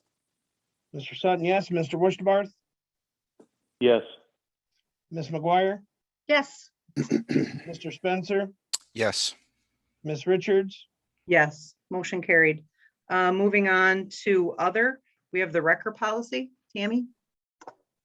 Okay, in your packet, you'll find a memo from Chief David regarding the previous concerns from the record policy. He addressed the listed typos and would like to monitor the policy as written at this time. I see that he added the changes that that were typos, and I spoke with the chief. He has sufficiently talked me out of the list, since we don't have a whole lot of records, and we can change the policy later if the time is required. The only other thing that I requested is that they be required to take credit cards if they're going to be on our tow list. He disagrees with that. What does the board feel? But I didn't get the. Oh, sorry. The question, but basic, unless anybody else has any other questions about the tow policy, I'm okay with it as written. The only thing that I would like to see in there is I'd like to see the requirement for taking credit cards. Most people have credit cards. A lot of people don't carry cash. And the chief's point was that we can't tell the business that they will take credit cards. And I basically rebutted with, he's correct. We don't have the ability to tell them what they're going to do with their business, but we can tell them that they will not be on our list if they don't adhere to our policy. And if our policy says no magnetic signs, you will wear the correct clothing and you will take credit cards. If they don't adhere to those things, then they get removed from said list. So what are you afraid of happening if they don't take credit cards? People can't pay them. I mean, talking about, I would think that a majority of the time that a police officer is requesting a tow from someone on the list because somebody doesn't know a local tower, they need to be able to pay that person. And if they're on vacation and they're not carrying a bunch of cash with them and they need to pay the wrecking company needs to be able to take payments in multiple ways, not just cash. Don't they bill them or bill their insurance company? Yeah. Depends on the company. No. I've always seen you have to pay up front. They've always made me pay up front. Sometimes the insurance company reimburses. Otherwise, you can call, if you call your insurance company directly and they send the tow, sometimes they'll just cover it. But if a police officer's calling because, you got pulled over for whatever reason, or you're stuck on the side of the road and they just grab the next guy on the list and he or she shows up to tow the vehicle and the person's standing there ready to pay with a credit card and they say, oh, we don't take credit cards. Well, you also have to be in an area that, if you're in a certain area with no cell service, if you have the square, you can't take a credit card payment anyways. So what would you just tell them, SOL? I Oh, mean, well, then we'll And pay, then no, you can, we'll no, take you and back to the shop and I- you can pay there.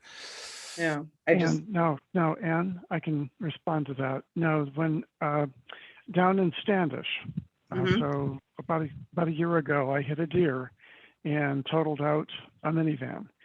And a wrecker from Standish came to get us, and it was right in the middle of like I-75, and the guy did take a credit card and he didn't run it. He just wrote all the information down on the paper mhm. and ran it the next day, which was not a problem. You know, it worked for me, and it's like that's what that record did. That's so. In other words, the point about needing to have cell signal, the needing to have anything, they can do more. They can just write it down and run it manually when they get back to the office. Yeah, we're talking about And they offering do, all these additional because that's services. Oh, sorry, taxpayer. go ahead, Tim. No. I just finished my thought. Sorry, just everyone's got so much to say. And I'm just Yeah, I trying to know. keep the whole thought in here. Well, we're So, talking but, about adding all these additional services to the water bill payments and all these additional services here and making it easier for people to pay. And then we're going to have a record policy that makes it more difficult. That just doesn't seem like it's in line with what we're trying to do here. Well, right, Didn't but I understand mean, where you're coming from, that's all. I didn't know the whole backstory. yeah, I mean, I would assume that the main towers in town take credit card payments, but just maybe not on site, but they can take the information down and then get back to their, said offices and run the card if need be. So, I'm just asking, Exactly. you know, I'm picture of just, it, I whatever. mean, if the board doesn't want it on there, if the consensus of the board is to leave it off, I mean, and those that agree with the chief, I'm not gonna stand here and on the Right. soapbox for 4 hours. I'm just saying that I think Well, that we should have the ability to take credit cards from the towing companies that the township calls out to tow your vehicle. And if we want it, if we're going to put it in the policy, we can't make them do it, but we can tell them that if you want to be on this list, you will take credit cards. Just like if you want to be on right, this yeah. list, you will not use magnetic signs. If you want to be on this list, your vehicle will be marked properly. If you want to be on this list, you will wear the proper clothing. And all of those things are reported to the by the officer on site. And if the officer on site notices that they're showing up with improperly marked vehicles or with improper attire, then they will notify the chief, and the chief can deal with it at that time. I'm just asking to add that one criteria. If that's unacceptable, I'll vote to pass it anyway. Okay, so yeah, we got it. I got it, Amy. Thank you. So you repeated it, but I'm curious to know what the chief said when he was saying we can't tell them how to run their business, or he didn't want to. What was the actual point there? Was he trying to go into something to? Well, he How wrote did he word that? his verbiage is in Tammy's. When he wrote Tammy an email here, and I can read it real quick if that would be. Yeah, it basically says we can't force somebody to use magnetic signs on their vehicles either. That was my response. His point is that he stated that he would like my advice, but that he felt the tow company should take credit cards. I, being Chief David, advised him that the policy stated that credit cards were an optional form of payment, and that I didn't know how we could tell a business that that they was have to you. accept credit cards. And my response was, Oh, we now don't- I'm reading it, sorry. yeah, we don't have the ability to tell Yeah. them one way or the other. And then it goes on to the points that I've alluded to earlier. So what do you guys want to do? I'm still hung up on this word "can't." Like, why can't we? Is the question I think he's circling look. back around to. I think he was looking at it from the perspective that the township cannot tell a business what forms of payment that they are going to accept, and that's and I noted that he's absolutely correct. The township cannot tell record company A that you will take credit cards. The township can say, record company A, if you wish to be on our tow list, you will take credit cards, or you will not be allowed on the list. And so I think that's the differentiation there. Just a quick side check here, Mr. Friel, if you're still on the call, do you have any concern about this? Yeah, I'm still on. I'm kind of digesting what exactly the issues are. So. Yeah. I mean, essentially, we're saying we have a criteria for this membership on a list. I would There are think many that criteria. shouldn't be restricted. Well, there's a list of criteria, right? Right. I guess I'm good with the policy as written by our chief, but And with the changes that were made as requested.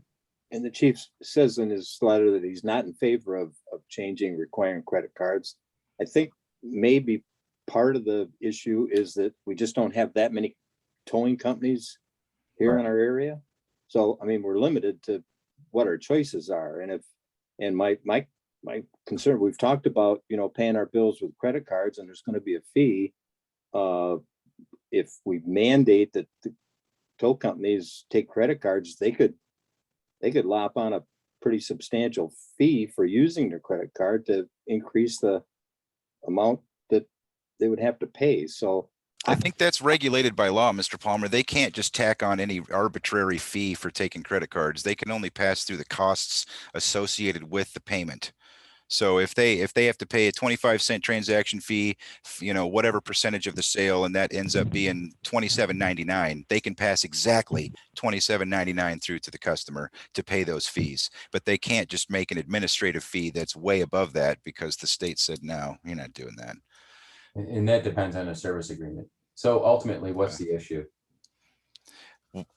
The only issue I see is whether or not we should put it as a requirement to be on the list of tow companies that the tow company take credit cards.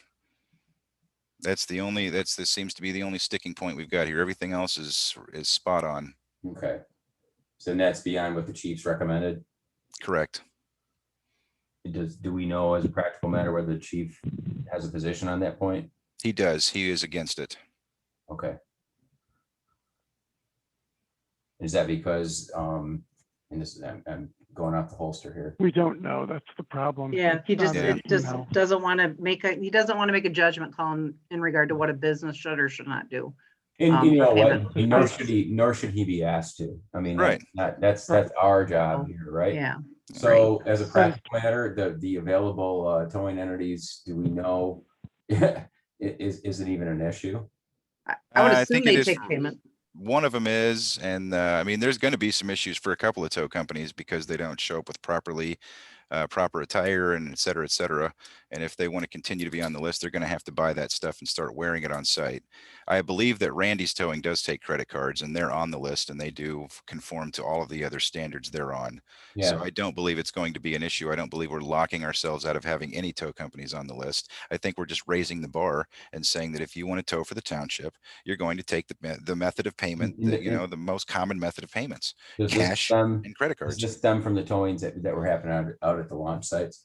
I have no idea. This is just my personal preference. When I've dealt with tow companies, No, I and mean, this issue being even on the agenda. No, we had to have a tow policy in place. Oh, the a county wrecker stopped doing it. policy.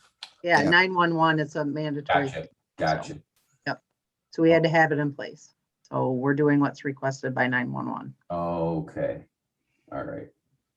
And they don't have any guidelines or protocols? No, it's up to each individual community to develop a policy, and then they will adhere to that policy. Okay. I believe this policy is based from the 911 previous policy.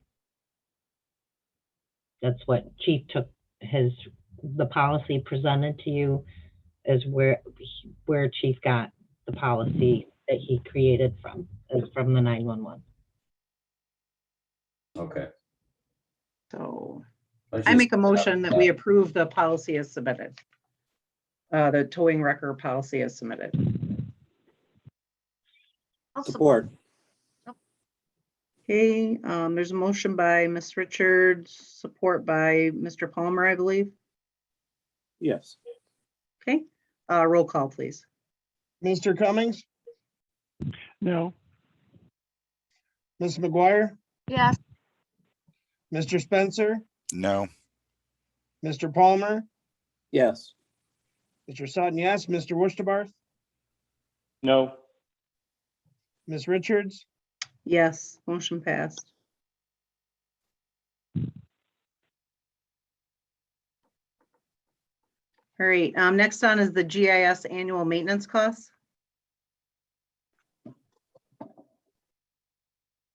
Tammy? I believe Nancy is still here. I see your number there. Nancy, can you unmute? Oh, she fell asleep with her phone on.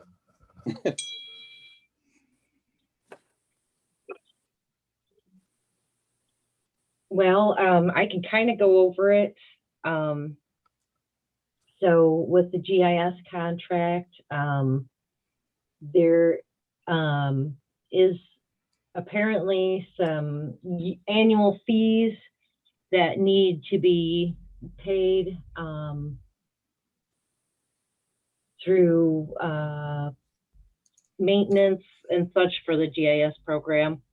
And we were kind of given a, well, actually this went through Ann. So, but it was presented with each county having to pay their portion for maintenance yearly.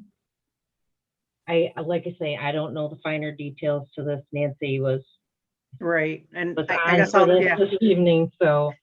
Wasn't trying to put it to you. I mean, Fred Lewis emailed out the supervisors, and obviously in our situation, the supervisor doesn't bring these items to the forefront, the superintendent does. I don't know if it was ever emailed to Mitch or not. But then when I got it, I wanted to confirm the fact that we are 27.1%. Hey, Nancy. There she is. Yeah. So that let me just finish my thought there, Nancy. I just want to confirm with Nancy that we were 27.1% of the parcels, and that again, if we're going to be annually signing up for $609.75, that it was approved by the board. That couldn't be something that we could just approve internally. So with that being said, Nancy is now here to present the information. Sorry, my cell phone quit working on me. That's okay. So yes, so basically, originally when the county had a on-staff equalization director, the original concept was that the equalization department was going to pretty much host the map system, the GIS system for being online, and they were going to take the classes, learn how to do the changes to the shapefile, and do the maintenance for the splits and combinations.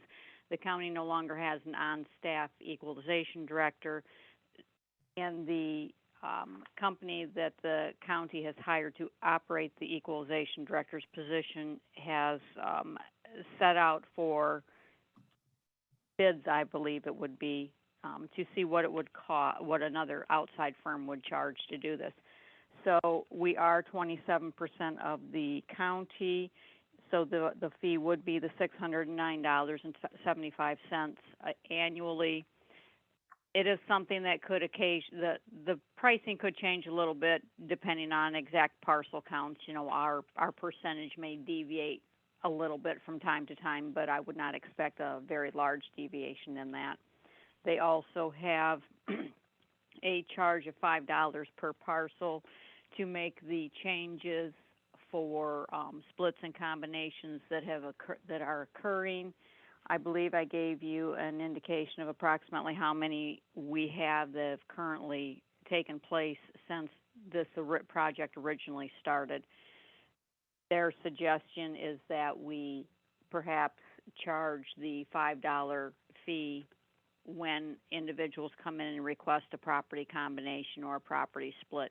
We currently do not charge for any of those applications or processes with the exception of the Land Division Act.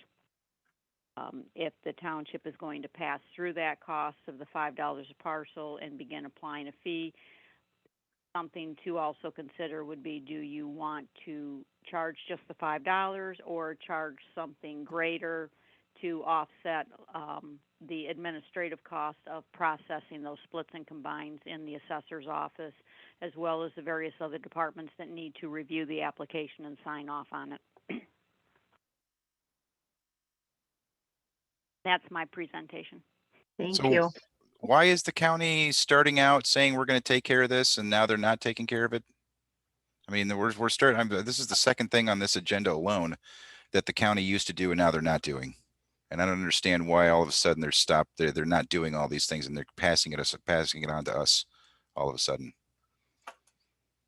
Well, as far as, I can only speak for any of the issues coming out of the equalization department. Originally, when we started all of these discussions and began this process, I believe, we first started having meetings as far back as 2017. At that point in time, the county had a full-time equalization director. That individual worked 35 hours a week and was in the office all the time. They had a full-time description clerk and a full-time property appraiser. A decision was made. The equalization director wanted a pay increase. The county did not want to give the individual the pay increase. She was offered a job with the state, and the county opted to contract out the equalization director's position. So they no longer have an equalization director in the office. They have, they have a firm located elsewhere in the state, and you simply email them what, requests or whatever, and all of the correspondence is done that way. So they don't have the internal staff, and the company that they've hired to operate as the equalization director, their fees with the county did not include apparently the maintenance or upkeep or hosting of the GIS system. They simply do what is required for that position, and that's all that they do. So this talk started out with county going to take care of this for us. Everything's going to be great. And then they changed their minds. And so now we've got this project that they said they were going to take care of, and we have to clean it up now. We have to figure out a way to pay for this. I mean, that's what it sounds like to me. This is, I mean, I understand it's only $609, but I mean, for crying out loud, I mean, they don't want to take care of the paths. They don't want to, they start these projects and now they expect us to just arbitrarily just start paying for stuff. I mean, should we tell them no? Well, the offset is that if you tell them no, then something that you would have to consider would be how much would it cost for the township to acquire the license to operate the GIS system, because we're utilizing it under the county's license. We would have to acquire our own license and provide hosting it out there on the internet itself. We do not internally have anyone who is an expert with GIS to do the tweaking and cleaning it up and doing. Right. Well, apparently neither do they. So is their license even valid still?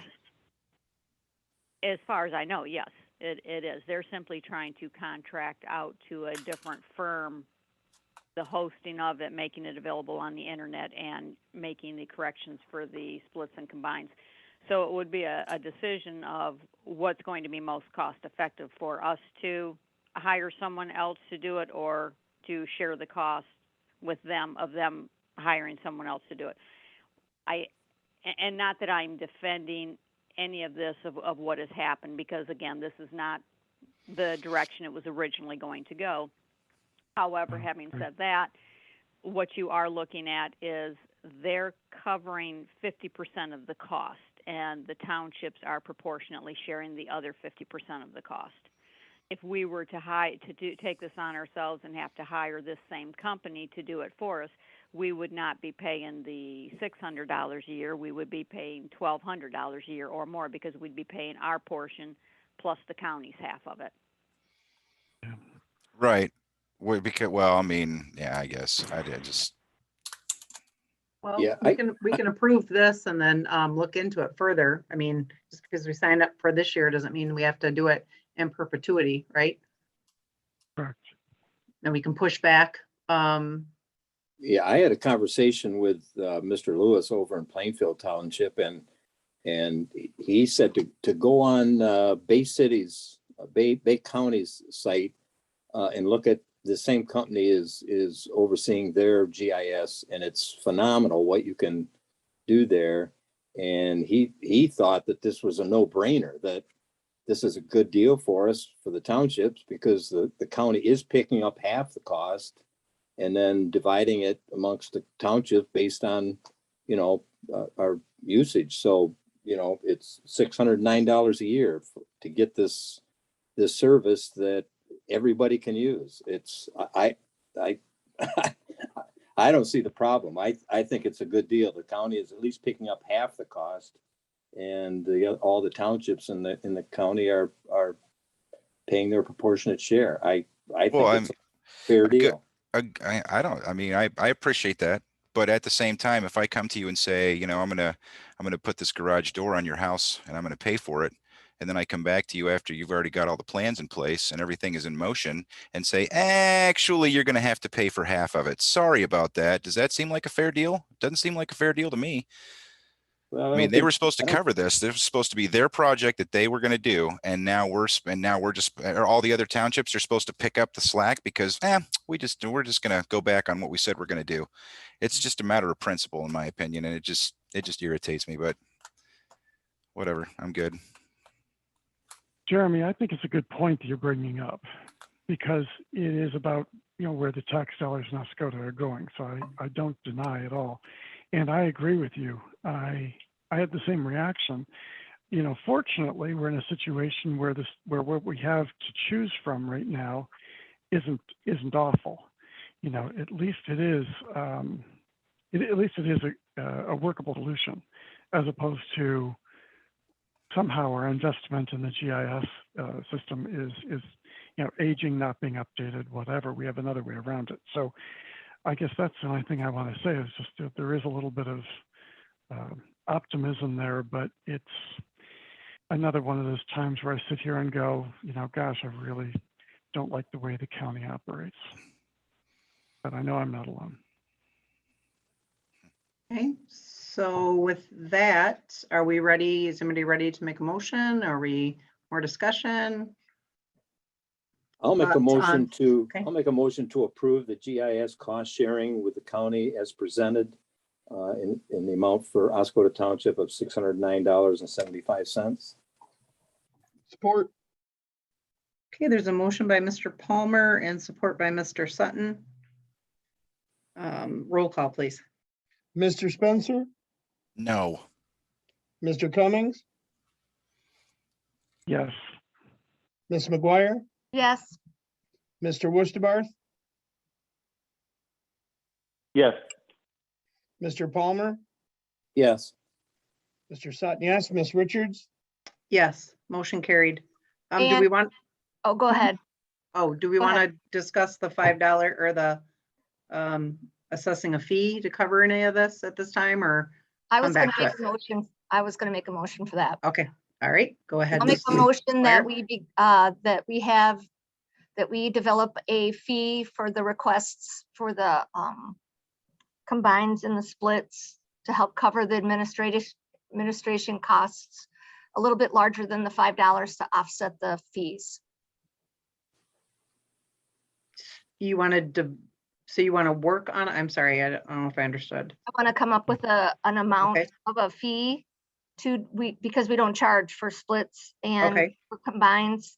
And those Nancy's office has to take time to do that. The other department heads have to look at it. I think it's probably one of the only things that we don't charge for, honestly. Okay, But there still is Are like you paperwork and proposing- processing due that has to great. happen. Yeah. And you we would proposing a have number, though? Nancy, and we'd come back with that fee then? Is that the proposal would be? Yeah. Okay, See. I would support that. So there's a motion by Ms. McGuire and support by Ms. Richards to develop a fee as suggested by Nancy to cover some of these costs. And that will come back to the board for review. Any further discussion before roll call? Roll call, please. Mr. Spencer, Yes. Mr. Cummings, Yes. Mr. Palmer, Yes. Mr. Sutton, yes, Mr. Wusterbarth, Yes. Ms. McGuire, Yes. Ms. Richards, Yes, motion carried. Moving on to number 3, the chamber request. Tammy? I think you're muted. Right. Yeah. Okay. I appreciate that, Ann. Yep. problem. I sent the board this morning a request that I had received from the chamber. It had actually gotten stuck in my Barracuda without me knowing, and should have been on the agenda for tonight's meeting had I gotten it through the email. So I would like to suggest that the board approve the use of Furtaw Field for Paul Bunyan Days for the dates of September 17th through the 19th.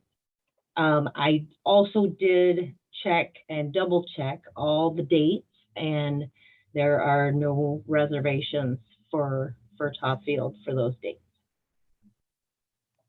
They're talking about bringing a carnival in there, aren't they? Yes. And they need access to the field as early as the 14th. Is that right?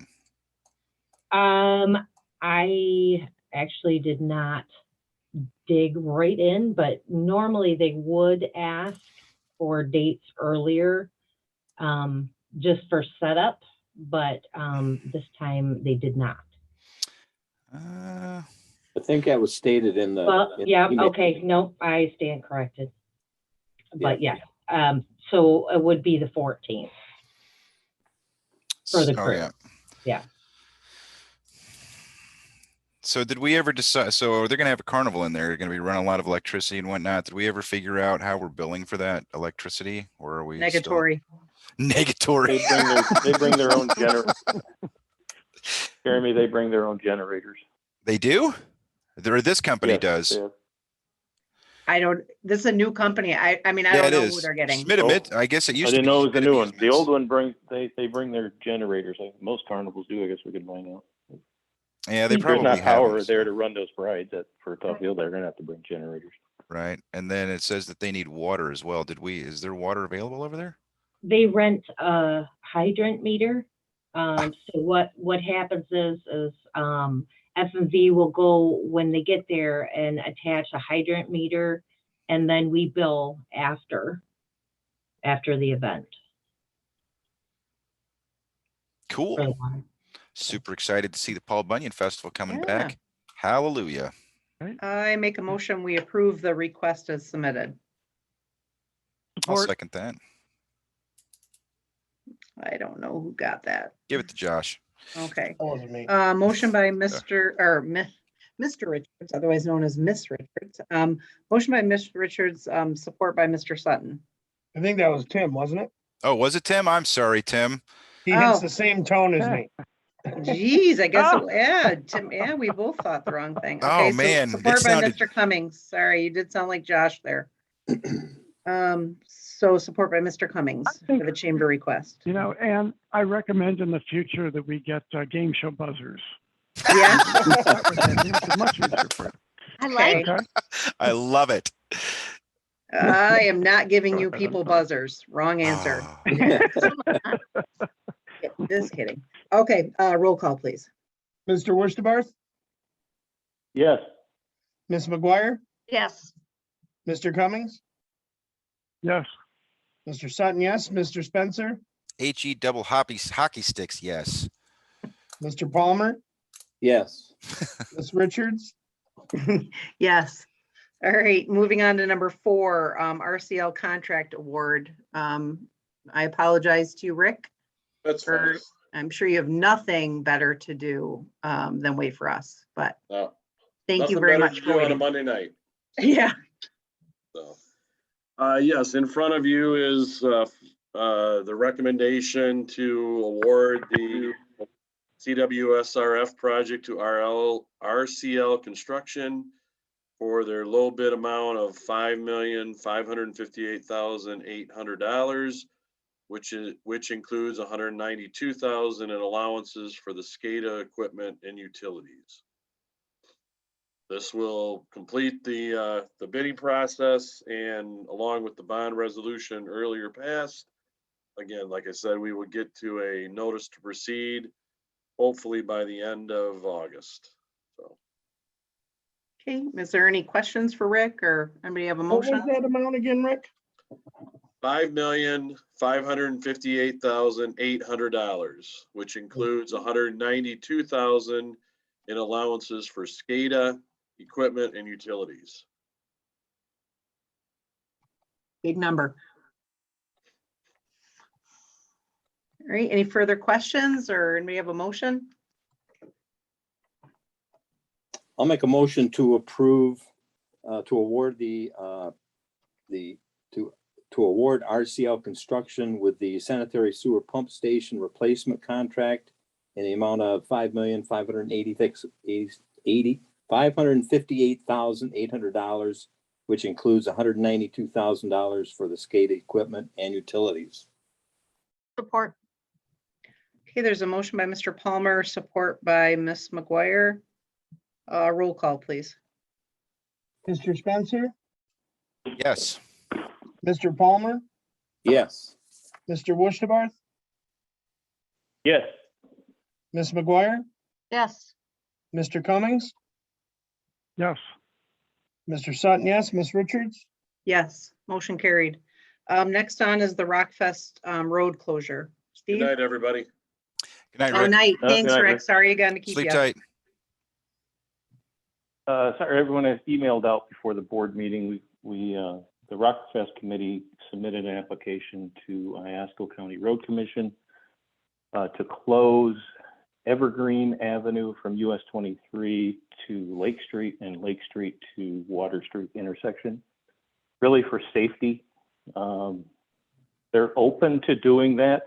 Again, this would be the total decision would be by the road commission, but they responded to us on Friday of last week and asked that the township board concur that that's okay with the board, and then they will proceed to process our application, either yes or no.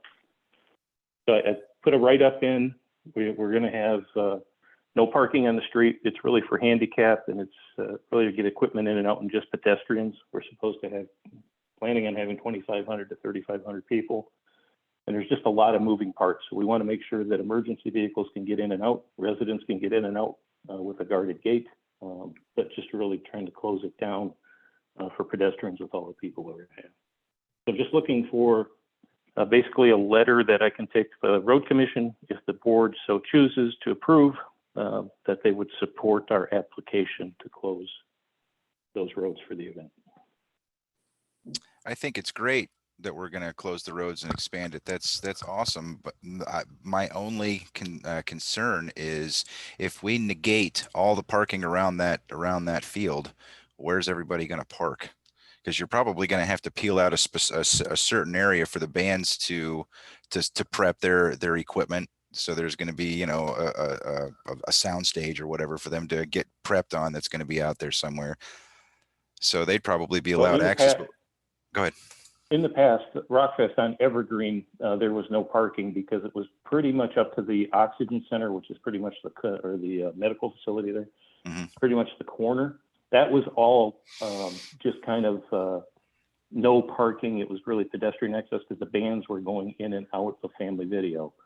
Right now, the bands are going to pre-stage elsewhere, but they're going to come in there and drive their truck onto Furtaw Field along US 23, unload and load.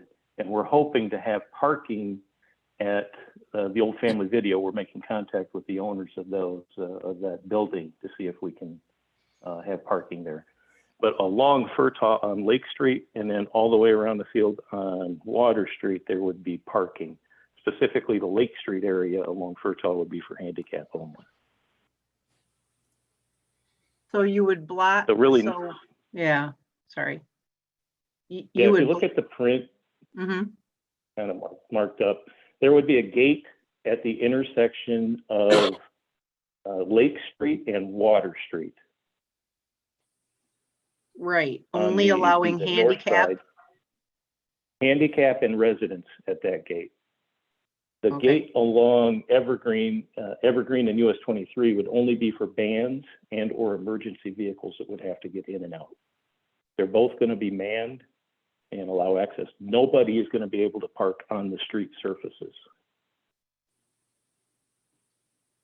So you would have to have a handicap sticker or have a photo ID that indicated that you lived, or we be like issuing maybe some passes because there's not a ton, but you know, anybody that lives in the condos and the Or any houses on guests there, of the, or the guests of. yeah, of whatever resort. Right. The only Renters. properties there are Old Captain's Landing. There's the house on the corner. I know all the residents there, so, you know, I personally will talk to them. But we just find out the guests. I don't think it's gonna be an issue for getting residents in and out. Right, It's just besides the really condos. providing I mean, you got two condo. Well, it's gonna, but we're not gonna complexes. block the condos, because the gate's gonna be, we're not gonna block their access. Because their access is kind of, you know, just a little adjacent to water on the south side. So you're not gonna block water all the way to the No, beach. we're You're not, gonna, we're not yeah, asking to okay. block, we're not asking to block water. It's gonna be a thoroughfare. So they'd be able to come in on Lake Street and take a right onto water and get into the condos without passing any gates. Correct. Cool. It's really Old Captain's Landing, Linda Fanuff's house, the people who bought the Victorian on the corner, Helen, and then the guests. There's 4 condos on Evergreen. Okay, Nice. so, yeah, I guess I misread it. So the Lake Street and Water Street intersection barrier are only, you're just talking, you're not blocking water at all. You're gonna have free No, access. we're not blocking, So if you're, we're not, okay. yeah, we're All not right, then, blocking yeah. water at all. Yep. All right, no. that was my, Lake yeah, Street, yep, Lake Street north of water. okay. Yeah, that makes sense. I just didn't know, you know, like if you're coming down, how would you turn people around and stuff? But if you can go down Water Street, you know, which is, So the it's only got a closest, couple residences and, so the closest non-handicapped parking is going to be a couple blocks Water away. Street. Well, actually along water. Oh, okay, okay. That would be the closest. So again, the road commission's going to make the final decision. The issue is the road commission meets very infrequently. And I'd like to get a letter if the board so move to agree with this. I guess a letter from Tammy in support of closing the streets for safety.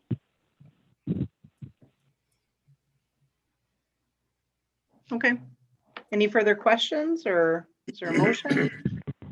I'll move to write Yes, I'd make a, a- oh, sorry, go ahead. Oh, go ahead, Jeremy. I'm just going to say I would make a motion that the Oscoda Township write a letter of support to the Iosco County Road Commission for the closure of the specified streets for the weekend of Rockfest. Support.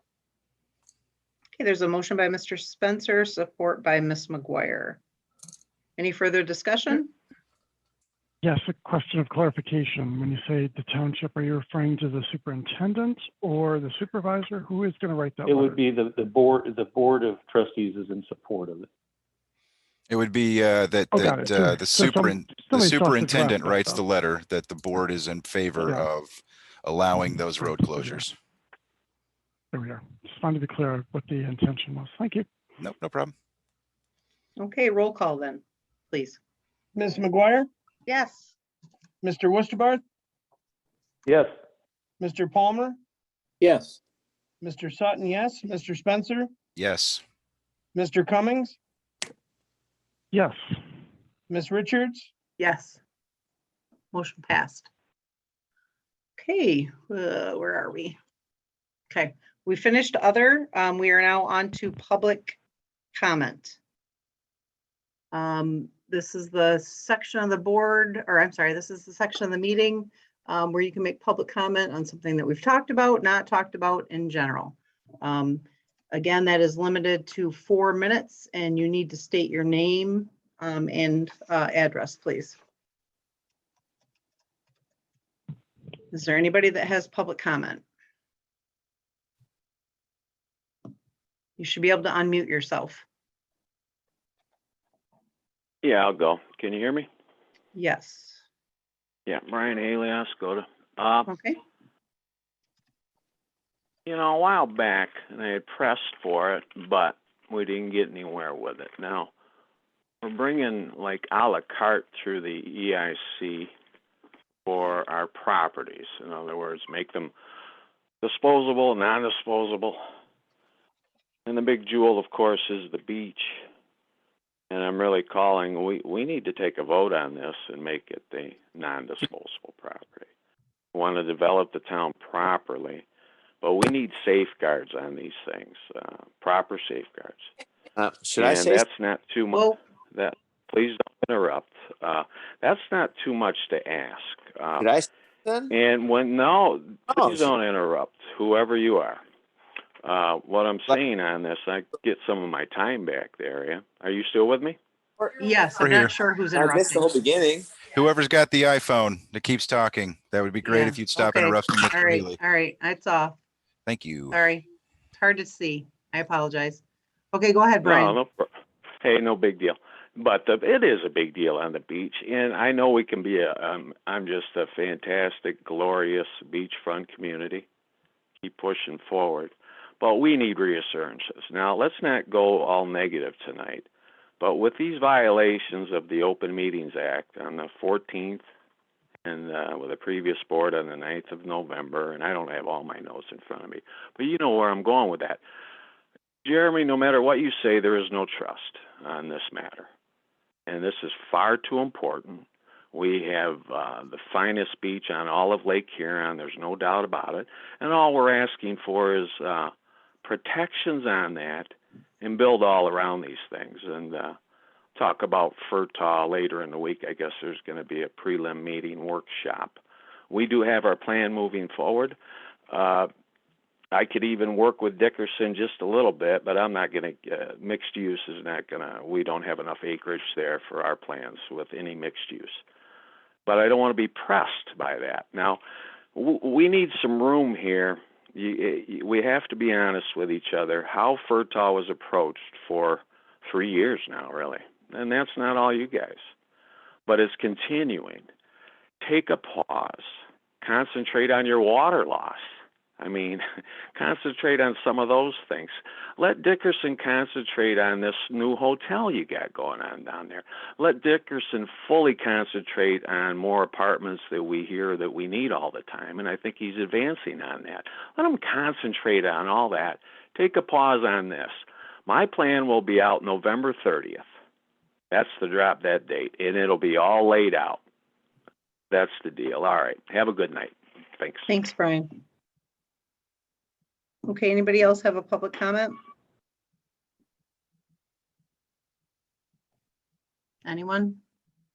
I see a raised hand. Go ahead, Larry. You should be able to unmute. Can you hear me now? Yes. Fantastic. I like what Brian said.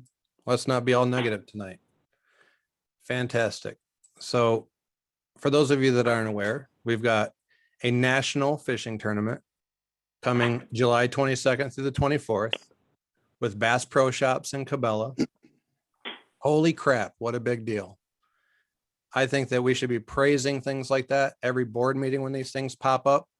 I think that we should pass resolutions announcing the level of support that we have as a community for these types of events. And we need to start taking an interest in attracting to the law of attraction by becoming what we want to see here, instead of all the fighting and infighting and all that good stuff that we see on those things that we call the interwebs. So as part of that, excellent parade. Thank you, Oscoda Township, for allowing the Chamber of Commerce and the Eagles Club and all the other participating organizations to have a fantastic parade. If you missed the parade, we actually live broadcasted that. And if you see the chat box, you'll see a little link there that can take you to it. Over 3,300 people that weren't able to attend saw that Oscoda Township had a magnificent parade. And inside our community group, which is Oscoda Community Group, which is also showing up in your little chat box there under Groups Oscoda, a gentleman that said, and I'm going to quote him, he states, "Hi, Oscoda community. Pardon my late post on the July 4th parade, but I wanted to share some fun pictures I took. 50 years on this earth, and that was the first parade I've ever attended. Thank you for making it fun and so welcoming. Oh, I absolutely love my visits to your town." That was Paul Barker. He posted that. I think that we need to start to accentuate the positive. I think that we need to make sure that we're taking an active role in accentuating these things. We're running collectively, a group of us, a ton of different channels that all we do is promote Oscoda with our own money, our own funds. We run advertisement downstate and areas that will attract day walkers or day vacationers. And we do our best to make sure that they get the assets in their hands that will allow them to navigate our community. So thank you, Oscoda Township, for allowing such a good fireworks display. A ton of community members have sent us messages, and I wanted to pass on that everybody enjoyed that. So thank you again. Thanks, Larry. Okay, anybody else? Public comment? I see Dirk. You can go ahead and unmute yourself. Hey guys, this has been a pretty good meeting, and especially and really enjoyed the last one. I'm going to be a little scatterbrained because so much happened, especially in the last 30 minutes. I want to make some comments on those and maybe get to my personal major issue, which is the hotel on the beach. But folks, Rockfest is a great example of how hundreds and thousands of people can be drawn to our area with events at Paul Bunyan Park.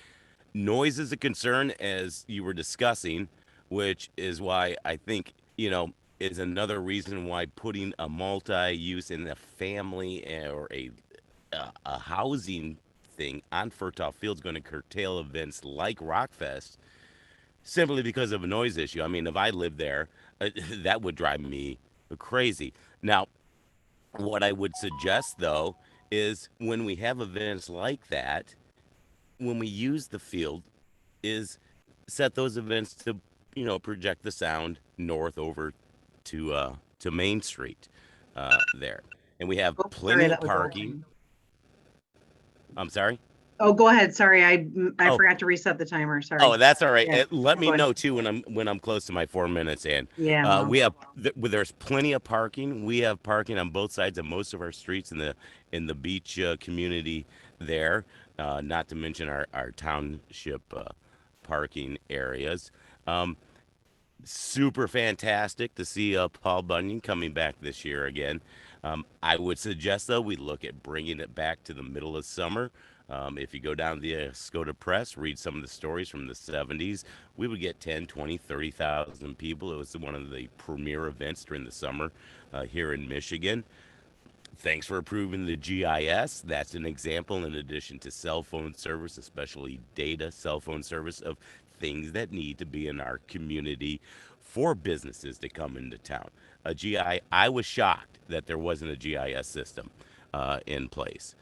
Again, thanks to all of the folks, especially the last few weeks, that at least are giving the appearance of getting along together and at least beginning to listen. When, though, it comes to folks, I have spent literally in the last 3 months dozens and dozens of hours walking the beach, walking that area.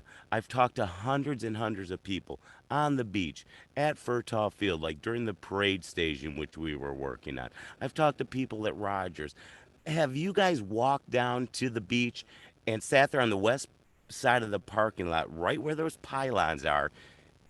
If you didn't notice in your packet, that footprint of the hotel is right at those pylons.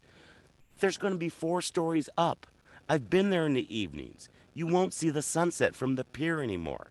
I'm probably close to the end of my time, but I urge everybody to treat ourselves as people. Before you start spouting off and attacking somebody on Facebook, please imagine you're talking to them while you're waiting in line to get in the Lake Theater or get an ice cream cone down at Park Dairy. We need to be kind to each other, regardless of affiliation politically or organizationally or whatever. But let's work on thinking before we post, especially online. And again, thanks, guys. But continue to listen to us. Walk that whole Lake Street block at least twice and think about the shadow and the parking lot that's going to place right in the middle of our classic beach community. Thank you again, guys. Thank you, Eric. Okay, I believe there's another raised hand. Rick, you should be able to go ahead and unmute. Yeah, can you hear me okay? Yeah. Okay, I noticed that there's a public EIC meeting at the F41 Pavilion this Thursday. I was under the assumption that it was an EIC meeting was going to be held out there. I was informed by Todd that that's just a special meeting, and that future EIC board meetings and planning commission meetings are not going to be public. And that's due to the fact that he said the Oscoda Township board didn't want the other boards to open until they did to the public. Seeing that we're not locked down, everything got released July 1st. I find it strange that we're coming up with reasons not to do these public meetings. And the Zoom thing is a good thing, but when people haven't met a lot of the township new board members and they're not using video feeds, we got to try to guess who's talking based on their voice. And the same thing with the planning commission, EIC, it's very difficult. The EIC meeting that's going to be this Thursday for the public is also not going to be broadcast via Zoom. So I was under the assumption that they wanted public opinion regarding FERTON. That's what that meeting was for. We haven't had any public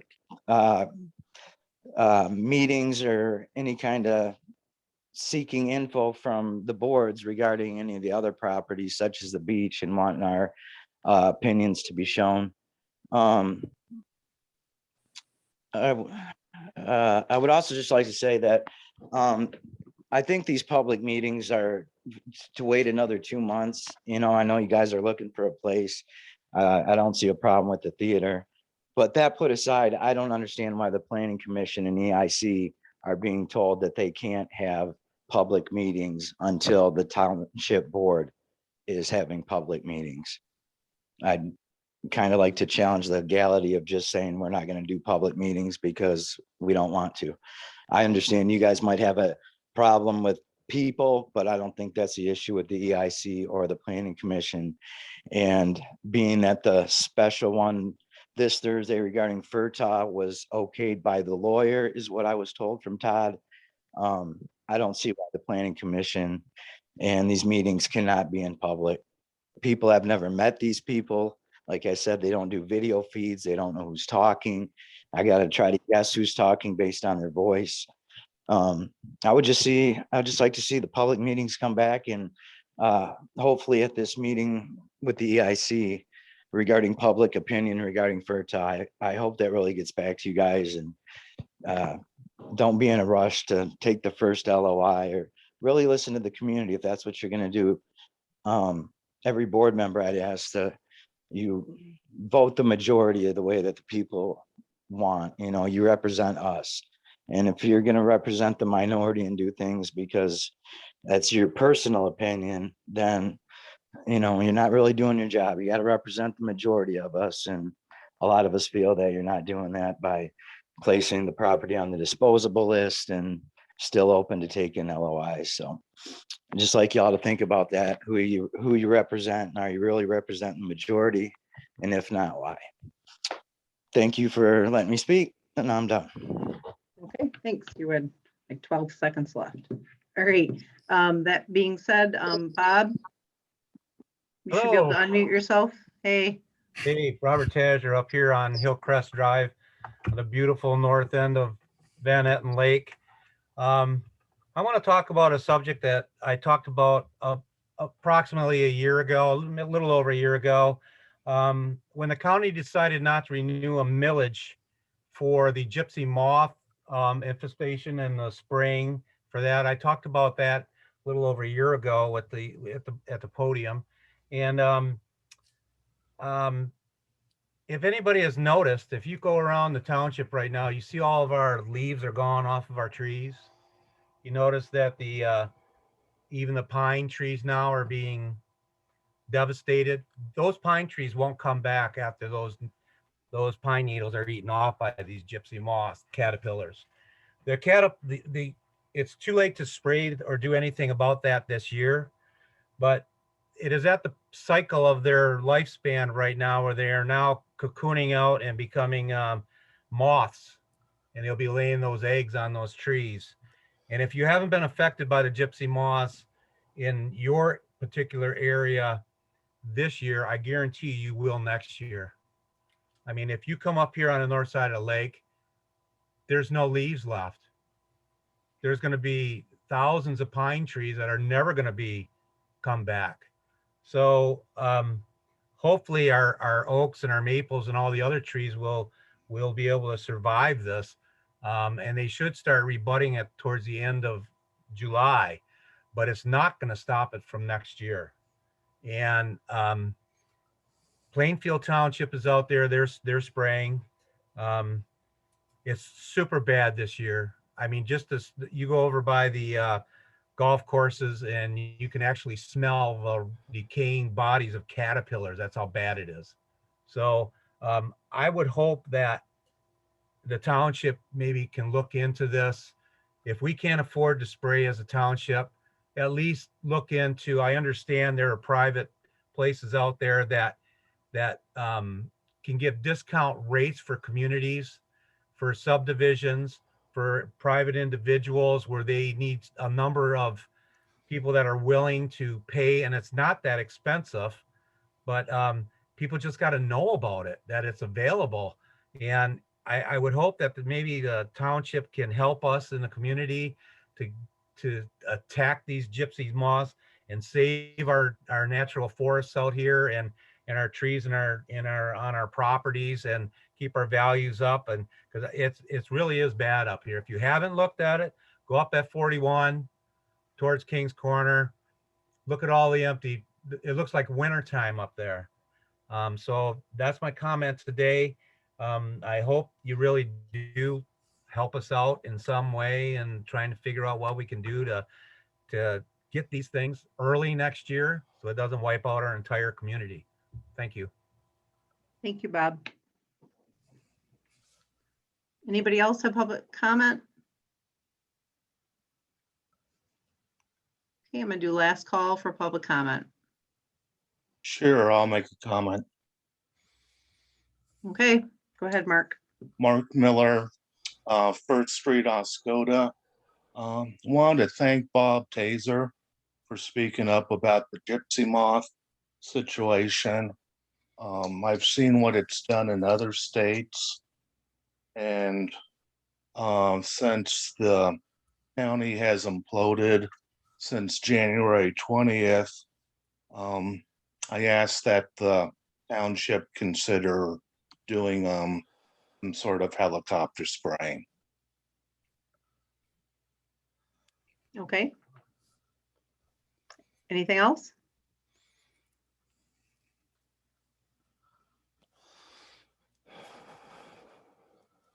Are you finished, Mark? Oh, yes. Okay, thank you.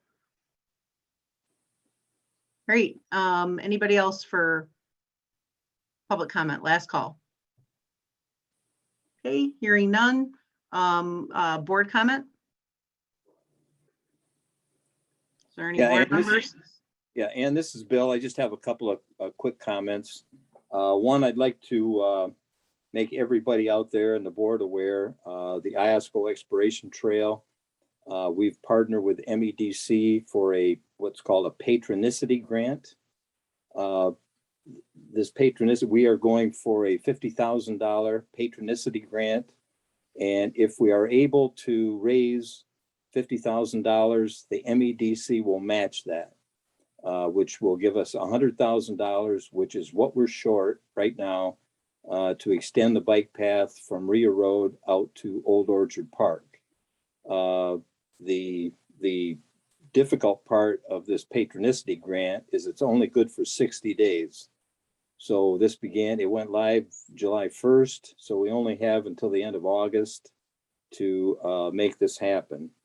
Anybody out there that would like to donate to the bike path out there, you can go to patronicity.com/IET and make your donation, or you can write a check, make checks payable to the Iosco Exploration Trail, Post Office Box 563, Hale, Michigan 48739.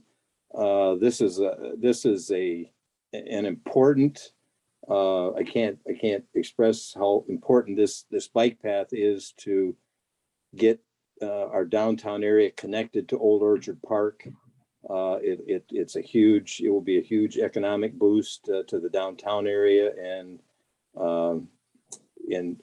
like I said, we have the funding in place to get to Rio Road.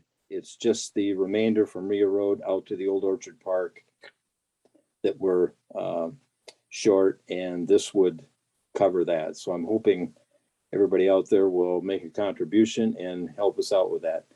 The other point that I wanted to make, to bring up to the rest of the board, and there was information in the packet, and this was brought up, and I brought this up some time ago at a board meeting. It has to do with the water loss report, the amount of water that we're losing in our system.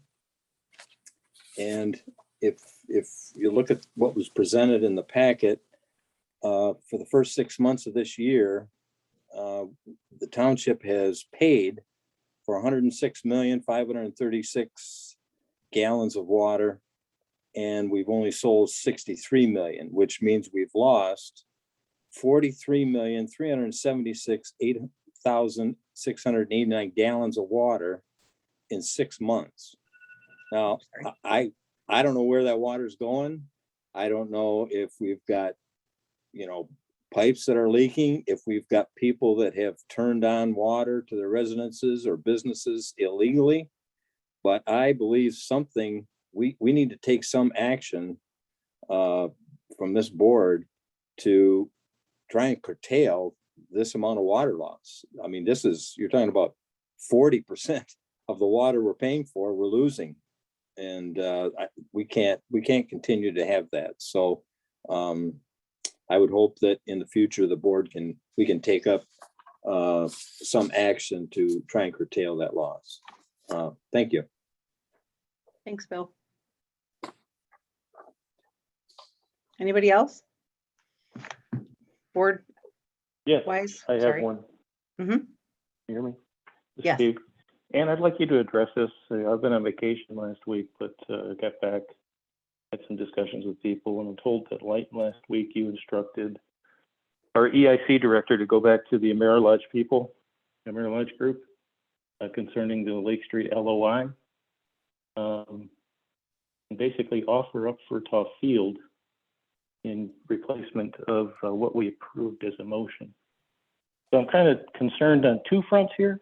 One, no individual board member can circumvent a board motion. Number two, the EIC director reports to the superintendent and works at the pleasure of the board. If there's going to be any change, it needs to come back to the board. So I'd like you to address that to the board, please. You'd like me to address the board right now? But I guess I don't understand the question.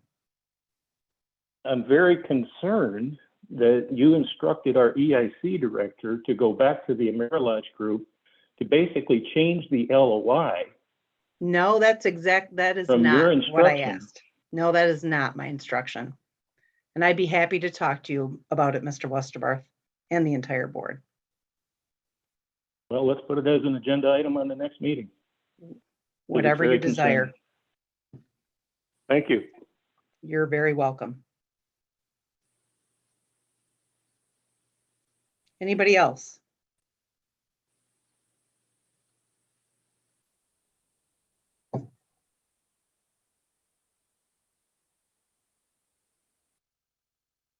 Nobody? Okay.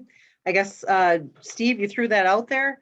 Actually, in the meeting where we were discussing the LOI and the beach park, I asked the question about Furtaw Field and whether or not they were interested in it. And they indicated they were, but didn't want to deal with the public in the grave concerns. So I talked to Todd and just asked him in regard to whether or not we could still have further discussions on that location. Didn't ask him to change the LOI, didn't ask him to do anything. So. Well, Todd told me you instructed him to call them to talk to him about it. So I guess we'll talk about it at the next meeting, and I'd like to have Todd here. Thank you. No problem. Okay, anybody else? With that, I take a motion to adjourn. So moved. Support. Thank you. Good night. Good night. Good night. Everyone. Night. Everybody.